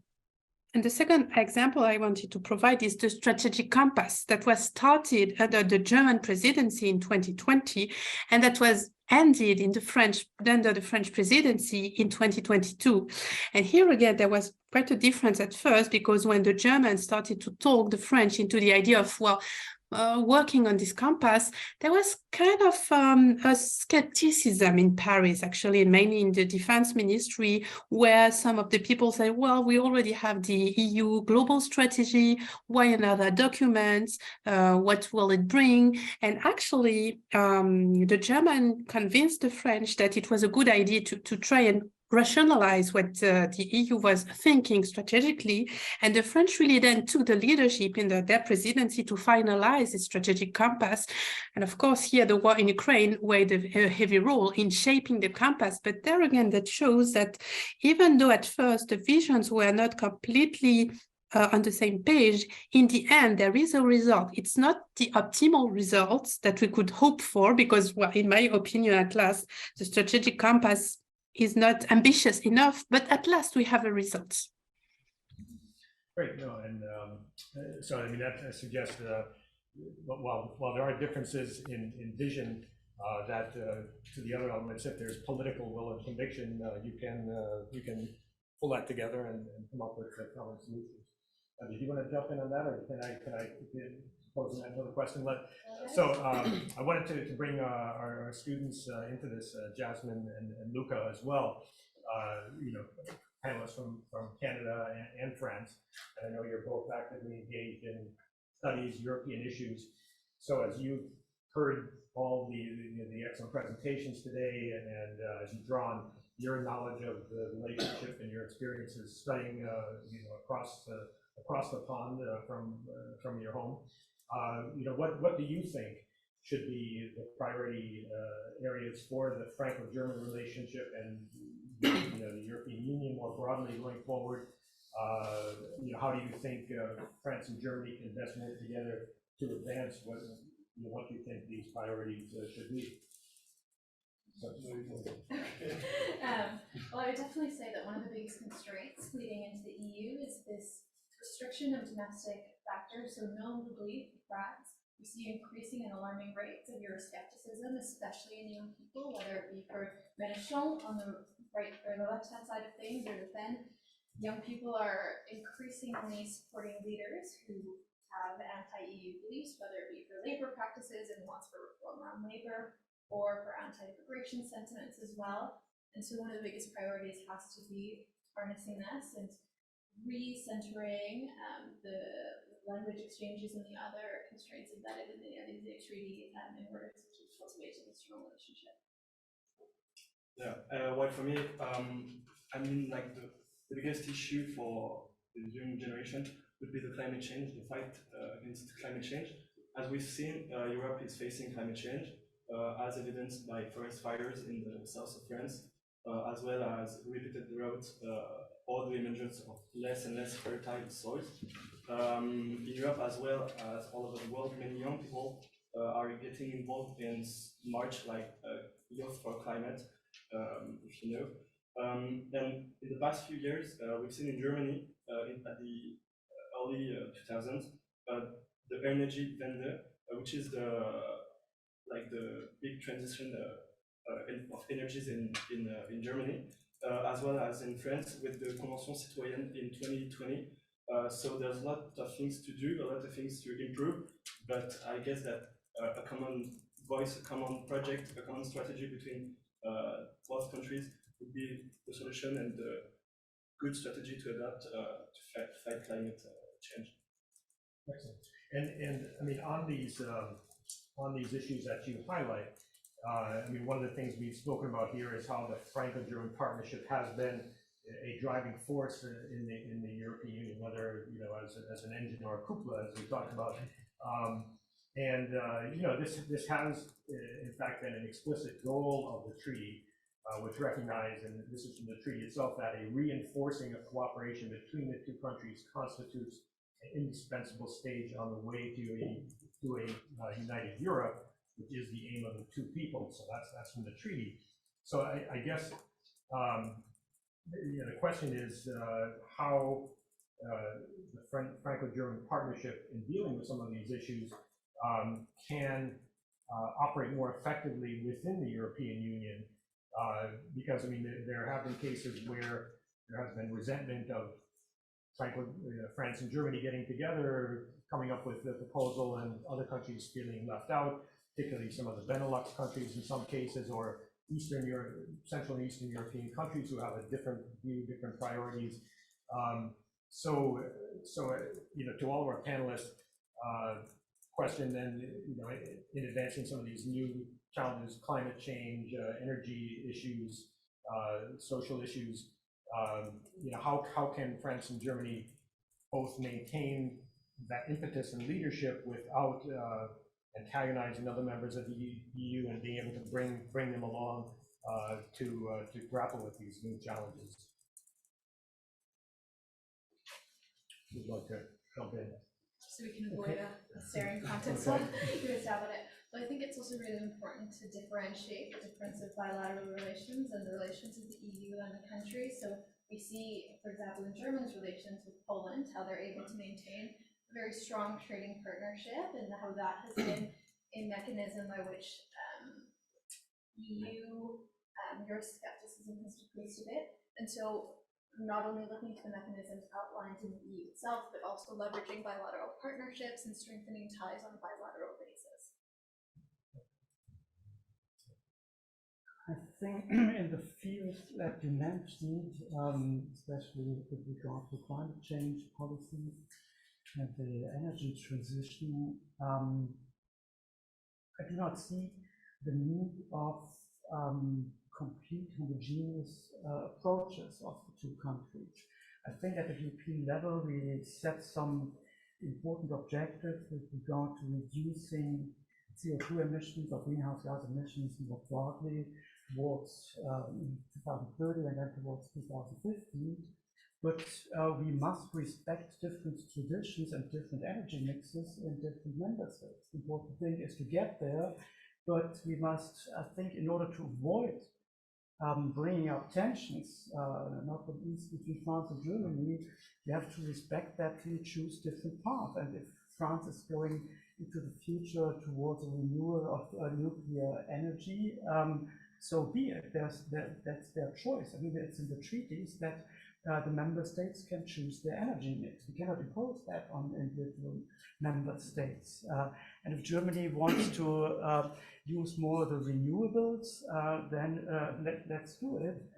But let's agree on the common objectives. And that's the key of the agenda, that the states find ways to get there. We had in the recent weeks really acrimonious disputes about the recognition of nuclear energy regarding how to achieve decarbonization goals. That was not very public, but underneath the surface that created some irritations between France and Germany. And I think that's not necessary, as long as both sides with their choices are able to reach common European goals. Delphine? Yeah, well, in the area of foreign policy and of defense policy, I really think that the key, well, to be able to continue exerting a kind of leadership from France and Germany, is really communicating with the other member states. And I think it's really the lessons learned we should all keep in mind from the situation in Ukraine. I have the feeling that, at least on the part of France, maybe we didn't hear enough the fears expressed by the Baltic countries, by countries like Poland concerning Russia, and probably we should have listened to them more, so that, well, we wouldn't be so much criticized currently for trying to give the dialogue with Russia a chance, because I truly think that it's the only issue. Dialogue is really needed. So communication is one of the things. And I would say that also one way to do so is maybe minilateralism, meaning working with small groups of states around Paris and Berlin, which can specialize each on on projects on which they are really good at, for instance, or on which are really willing to go further. And that could be a way to impulse kind of a process. But yeah, communication would really be the key in the defense area. Thank you for that. No, it's often been said that Franco-German cooperation is not sufficient to achieve goals, but it is essential.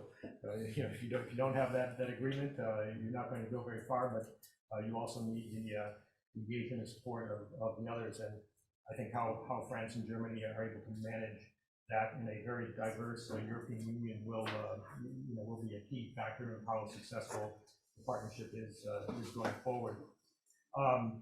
Obviously, one of the inescapable issue in Europe today is the war in Ukraine and the Russian attack on Ukraine. And I know Professor Deschaux-Dutard, in your article on European defense, you analyze the effectiveness of French-German military cooperation, highlighting what you described as a gap between procedural effectiveness of such cooperation, or the input efficiency, and the actual efficiency, the output efficiency. So, I mean, as you look at the responses of France and Germany and the broader European Union to Russia's unprovoked and illegitimate invasion of Ukraine, how has this invasion generated changes to the nature of the defense cooperation? What does this mean for the evolving roles and perceptions, both of the role of EU defense and EU security for the immediate and longer term? Well, thank you for the question. So the first main evolution I see from the actual context is actually what Professor Schild said about NATO and France's relationship with NATO. Well, I would say that before Ukraine, there was an ambiguity concerning European strategic autonomy that was always put first before NATO. But it is quite clear now with Ukraine that NATO is the anchor for our collective defense, even for the French now.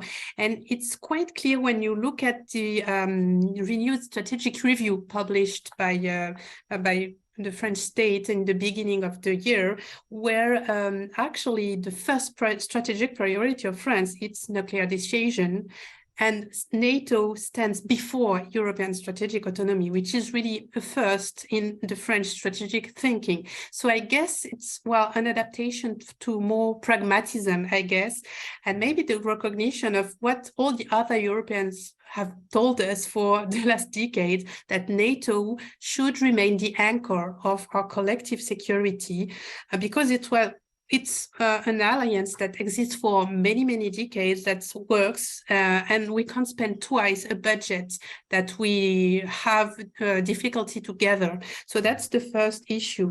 The second main evolution on both sides, but which is really striking in Germany, is the question of military expenditure.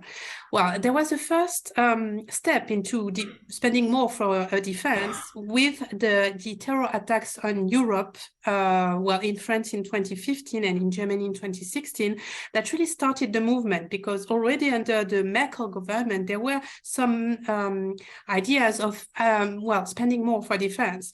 But really, Ukraine highlighted the fact that both armies, well, are under-equipped and really need to focus on, well, being able to face threat again, conventional threat again, even more when it's on the European soil. So I think on this, both countries can really find compromises because, well, they are both threatened by the same security challenges. And this really should be an incentive, not only for France and Germany, but to help, well, European countries go further into their cooperation and better articulate NATO and EU in defense matters. I fully agree with Delphine. I think when I was a student in my last year, I wrote a diploma thesis on the West Europeanization of French security policy and Franco-German cooperation. And looking back on those more than 30 years that I finished my thesis, if France would have been much more unambiguous that developing European defense capabilities is only possible in the framework of a European pillar inside NATO, I think France would be, and European cooperation, much more further down the road, because this strategic autonomy discourse or European Europe discourse in the past, in the Gaulle years, was always creating resistance among the Atlanticists, and you have to be unambiguous about that, I think, and that would have helped a lot. Perhaps I might add just another very delicate issue, which might create some, how should I say it, at least room of debate between France and Germany. Macron made several times a proposition that we have to talk about nuclear deterrence in Europe, and what the place of the French nuclear deterrence is in that. And if I look at the situation with the Ukraine war and counterfactually would think about a situation where the French nuclear deterrent is absent in Europe, that gives me some how should I say, anxieties with regard to the possibility of the Russians to put pressure with nuclear threats on Europe. So I think it's very uncomfortable for us Germans to take up this initiative of Macron, which he repeated several times since 2020, I think, to discuss the role of nuclear weapons in Europe. That's a very difficult debate, but we should not shy away from it. I think we use the Germans. I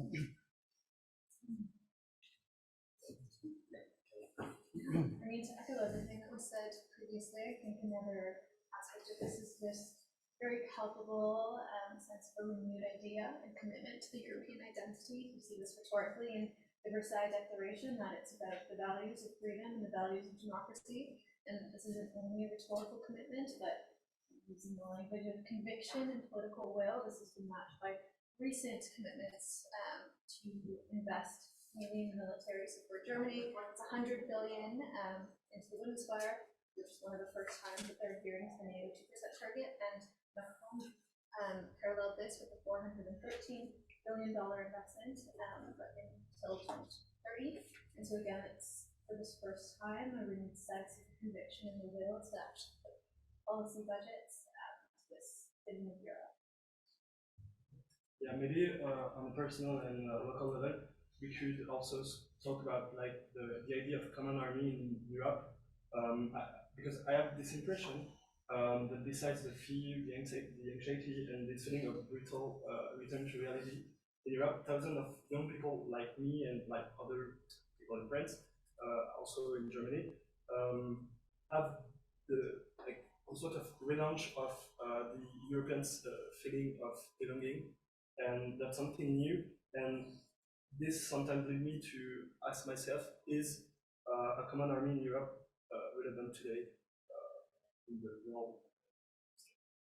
No, I mean, that's an excellent point. And, you know, I think when we think about this question of strategic autonomy, you know, it's something that has been discussed, as Professor noted, for a long time. But as we've seen, the NATO alliance has evolved. The membership overlap is considerable. The worldviews between the U.S. and Europe in terms of what the challenges are that we face, I think, are as compatible as they've been.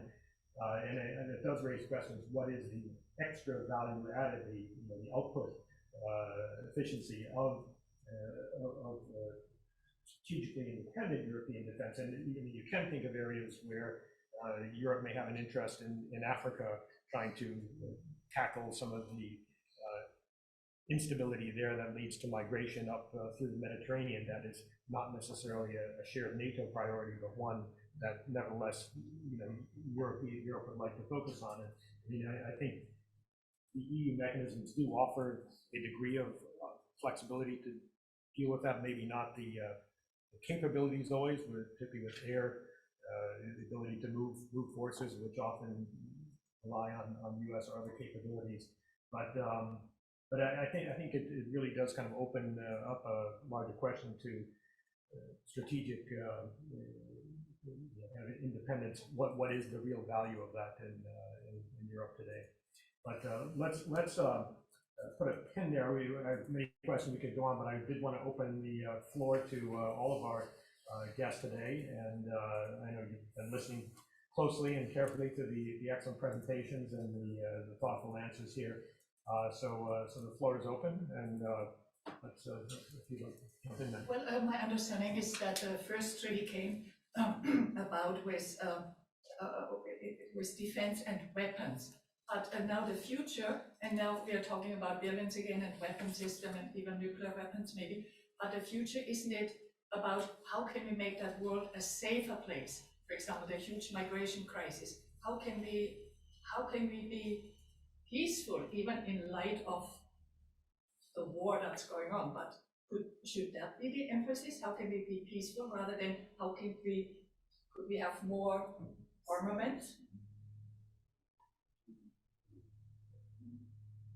Delphine, is that a good question for you?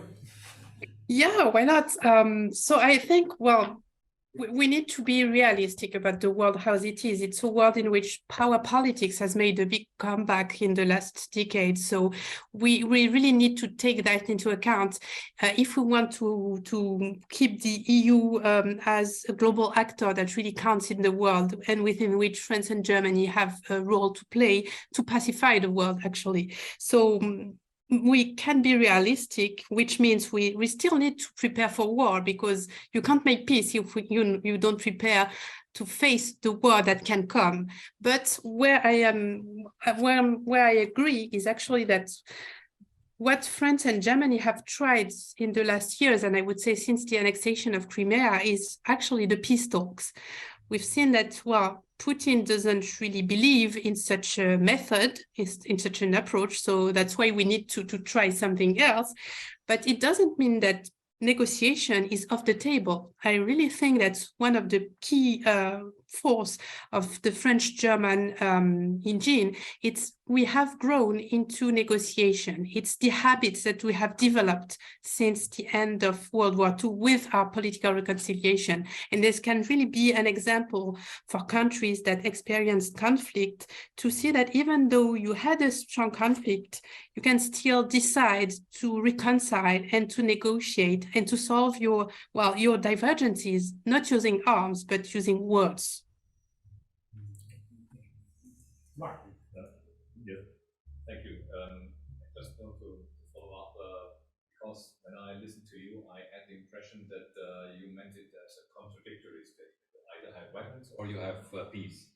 And I think this is not the case, because there's this old Latin saying, si vis pacem para bellum. If you want peace, prepare for the war. It should not be contradictory. It should be complementary, because when you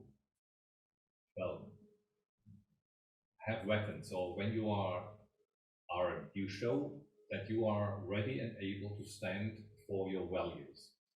If you don't make the case that you are always ready to stand for these values and the way you live, then no one will believe you.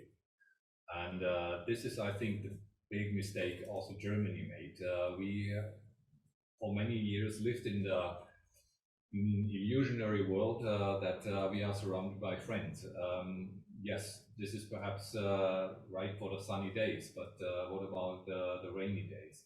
So yes, maybe it's not nice to have more weapons, but I think it is inevitable in the context as we see it today, in order to show possible aggressors, not necessarily only Russia, but others as well, that we are ready to stand for what we think is right and good. So I think both pillars under one roof make sense, but not a single one. No, in fact, Mark, I would add to that, you know, if you think back to our posture, you know, not just in Europe, but with the US in regard to Ukraine, Russia, before this recent extension of the war that really began in 2014, you know, had we recognized more the threat from Russia and been more willing to give Ukraine the defensive weapons that needed to deter Russia, we might not be in this situation today. And we think about, there was some reporting recently about the long convoys that got stuck on the roads in Ukraine and in the early days of the war. Had Ukraine been in the position to, you know, have at those long convoys, I mean, they could have done some serious damage to Russia's plans. I mean, they have done well, but you know, they were not as prepared. I mean, now we're after the fact trying to give them the tools they need to defend themselves. Had they had that earlier, we might not be in such a terrible situation. We have an example, just a sentence, an example in recent history where it worked, the NATO double decision to enlarge our atomic arsenal and at the same time opening the door to Russia for Soviet Union for negotiations. In the end, it worked, showing strength, but always saying we are ready to go. Now, I wonder if you could just share with the group, if you're willing to, what you had shared with us during the break about your experience seeing the wall and. Well, I basically share two things. First of all, my mother wrote in her diary, and that was about 90 years ago as a school child, France is our worst enemy, our hereditary enemy, and it will always be like that. I still have that book. And then about 40 years later, my father was a prisoner of war in France. And about 50 years ago, as a very young woman, I went to France to the family, to the farm where he was. And they said, oh, the daughter of Rudolph and all that. So already peace started on a personal relationship. What you, Consul, also said, the personal relationships are so very important. And then the other point was? Well, you mentioned being. Oh yeah, and then my father, when we were little girls, because he was born so close to the border, and then every year on a family visit, he took us there, and we actually saw the towers, and we saw the guys with the machine guns. So it was right visible to us. And we were little girls, and my father said, not in my lifetime, and not in your lifetime will that wall ever come down. He was so convinced. Also, he was part of the CSU, and CSU and Adenauer said, we will unite again East and West Germany. So it was the program, and intellectually he supported the program, but he said, no, it will not happen. And so it did happen. So amazing things do happen. Yeah. No, thank you for sharing that. That's very powerful. Yes, ma'am. I was just wondering, I completely understand having to increase your own nuclear, just in general, weapons arsenal as a means of deterrence or as a way of showing strength. But I wonder also if it could not be taken by the opposing side as a sign of aggression or as a means of justification where they can say, okay, these people are increasing their weapons, we will do the same, and then again, we just end up at an arms race again. So I just wonder, I completely understand the point, but I wonder if it could also be taken differently and be used for rhetoric by the opposing side. Well, I mean, nuclear weapons, nuclear theory are, you know, a special area. Very, you know, how to calibrate a willingness to invest more in weapons during the Cold War was something that was very much debated, and in this case it was essentially the Reagan administration making the wanting to send the message that it was prepared to spend whatever was necessary until you could get Russia to realize it wasn't in their interest, that they would go broke trying to build these weapons, and that we needed to reduce them. I mean, I think the calculus was a little different. I mean, this was the argument that was made with Ukraine. Oh well, we don't want to give the Ukrainians anything other than uniforms and some camouflage and maybe some trucks to drive around it, because anything else would be seen as provocative. Well, in the end, Putin had his own agenda, and whether we did or I mean, all of our efforts to not provoke him in the end didn't matter, because he was going to do what he wanted to do anyway. And I think had we really given Ukraine stronger defense, they would have been able to deter Russia more than they were initially, as they're doing now. So I mean, there's no one easy answer. I mean, that's the beauty for all you students of international politics. There is no one right answer. There's a lot of gray in there. That's what attracted me to this profession so long ago. Is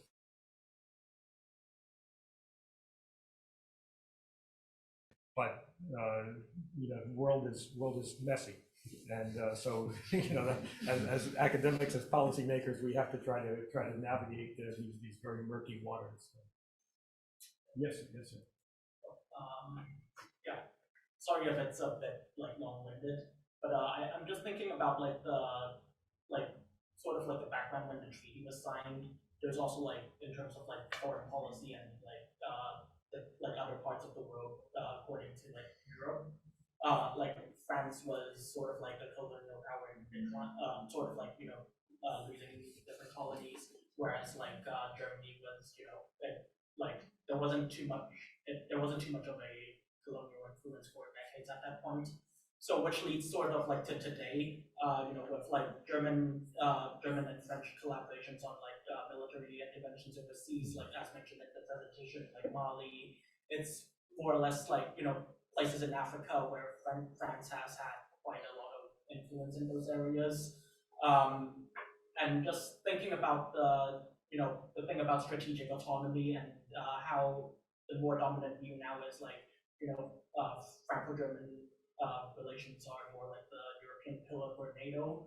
Do you think there's any ramifications on how the EU or especially what feels very much what could have been the French-driven interests in other parts of the world, Africa, are there any implications on how that will be conducted in the future? And also considering the economic element of everything, China has been increasing its geopolitical influence with in African countries like that.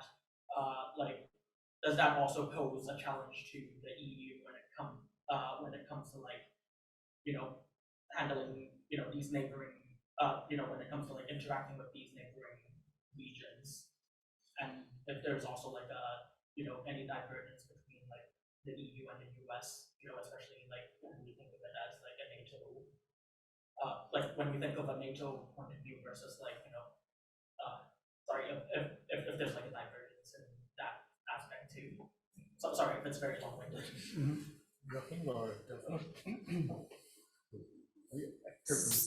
I'm sorry, I couldn't hear the question really well, actually. I might jump in with regards to intervention policy in Africa. I think that one of the security policy priorities for European cooperation at the field of security in France in the last decade was to share responsibility and also to bring others in with their resources in interventions in Africa. Developing European defense capacities and cooperation was, in my view, basically about dealing with security challenges, terrorism, most importantly in Africa.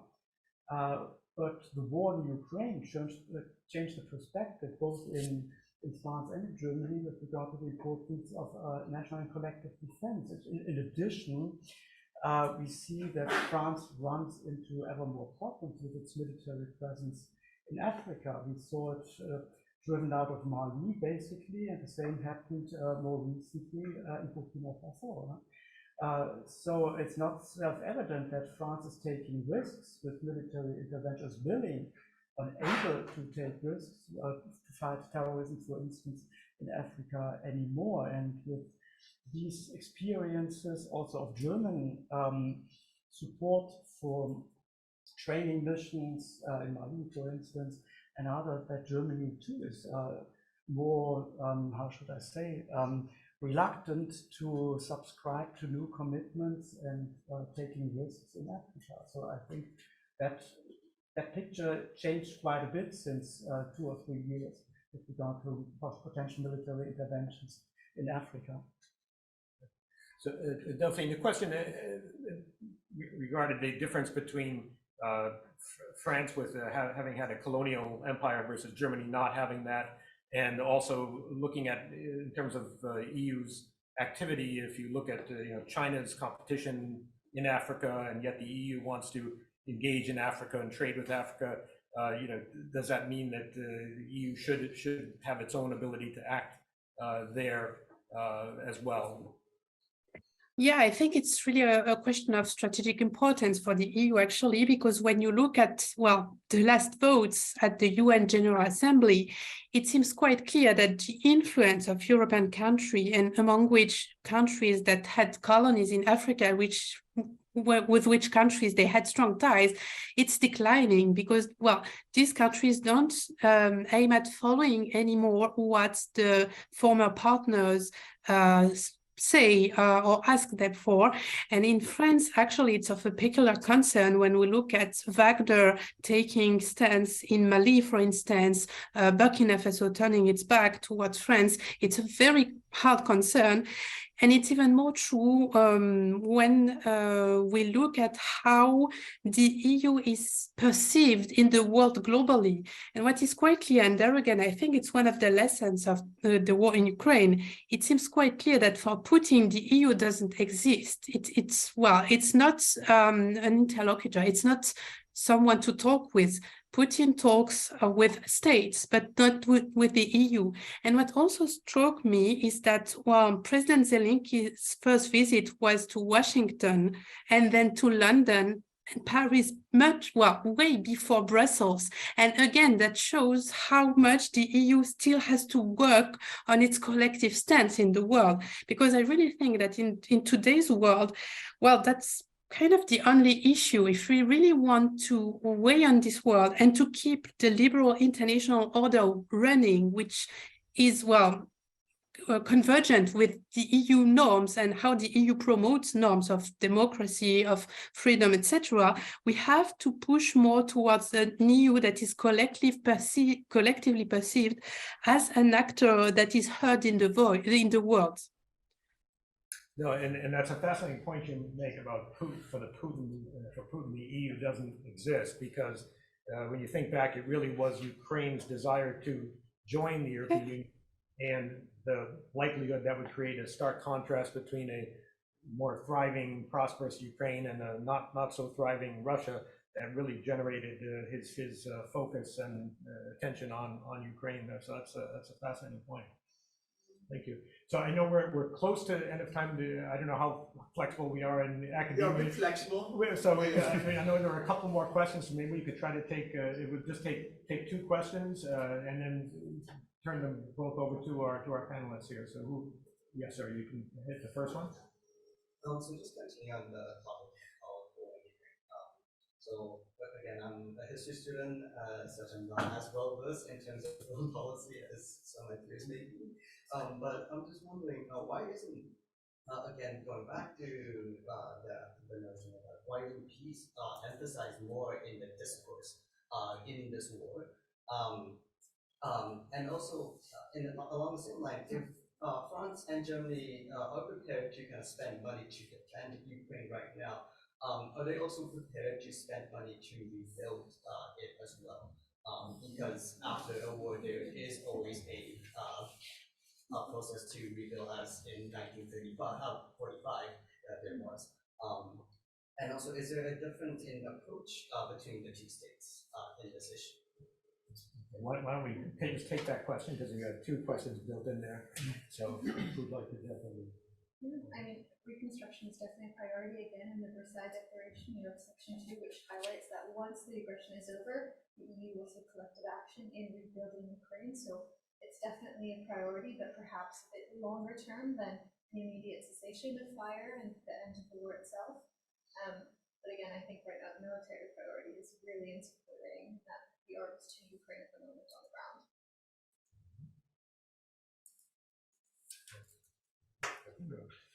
On your first question, why not more emphasis on peace, that links back to the question, do we need to invest in weapons in the current situation and to weapons deliveries to Ukraine or not? I think we had only two weeks back or so a petition going around in Germany to start diplomatic talks, to give diplomacy a chance. But if you think about it, what would that mean currently? Even assuming that Russia would be willing to enter into serious diplomatic talks, which I seriously doubt currently, because they did not reach their war goals.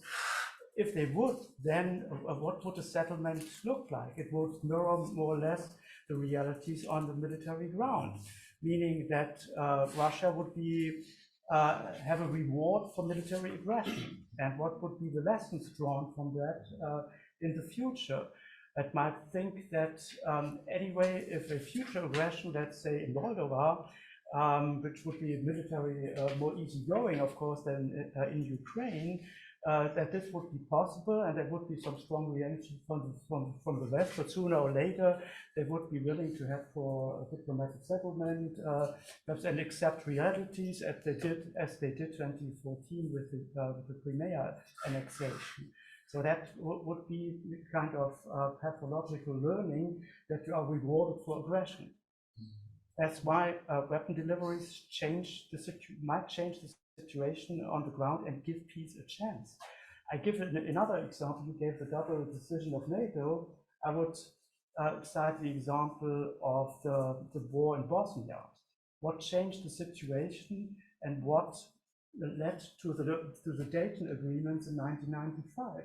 It was a stronger US commitment and weapon deliveries to Bosnia and Croatia that changed the military situation on the ground, and the Serbs saw that their aggression would not be successful against the support of the other two by the US, and that paved the way to a peace agreement.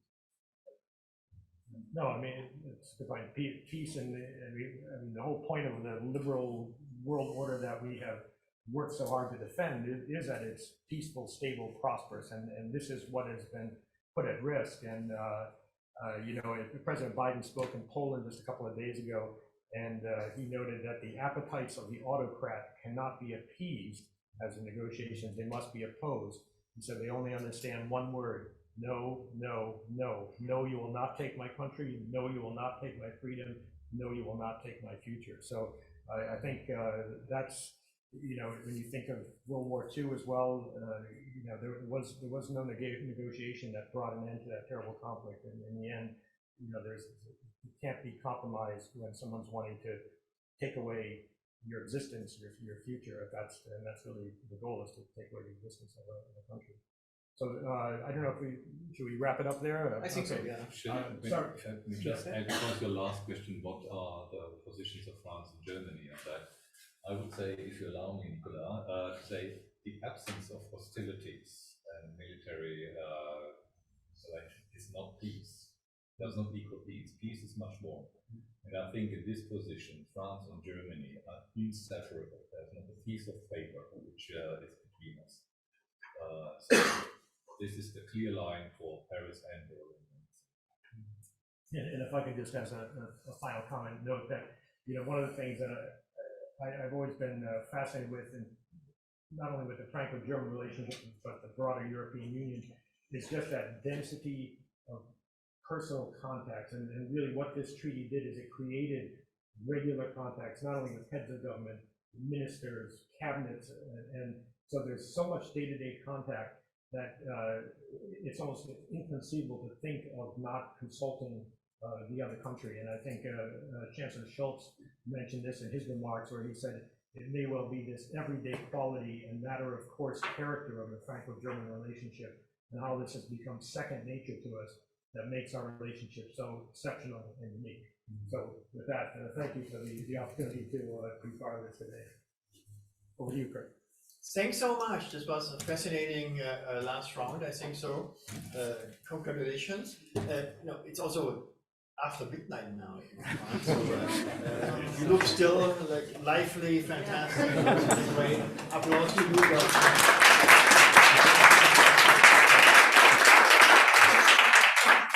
Thanks so much for participating, for being with us all the time.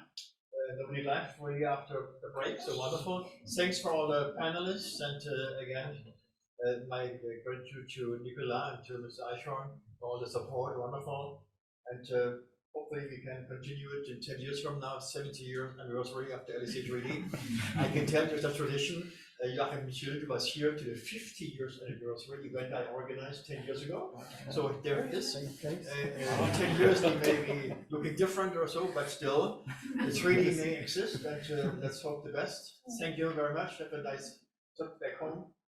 And that was it. Thanks. Thank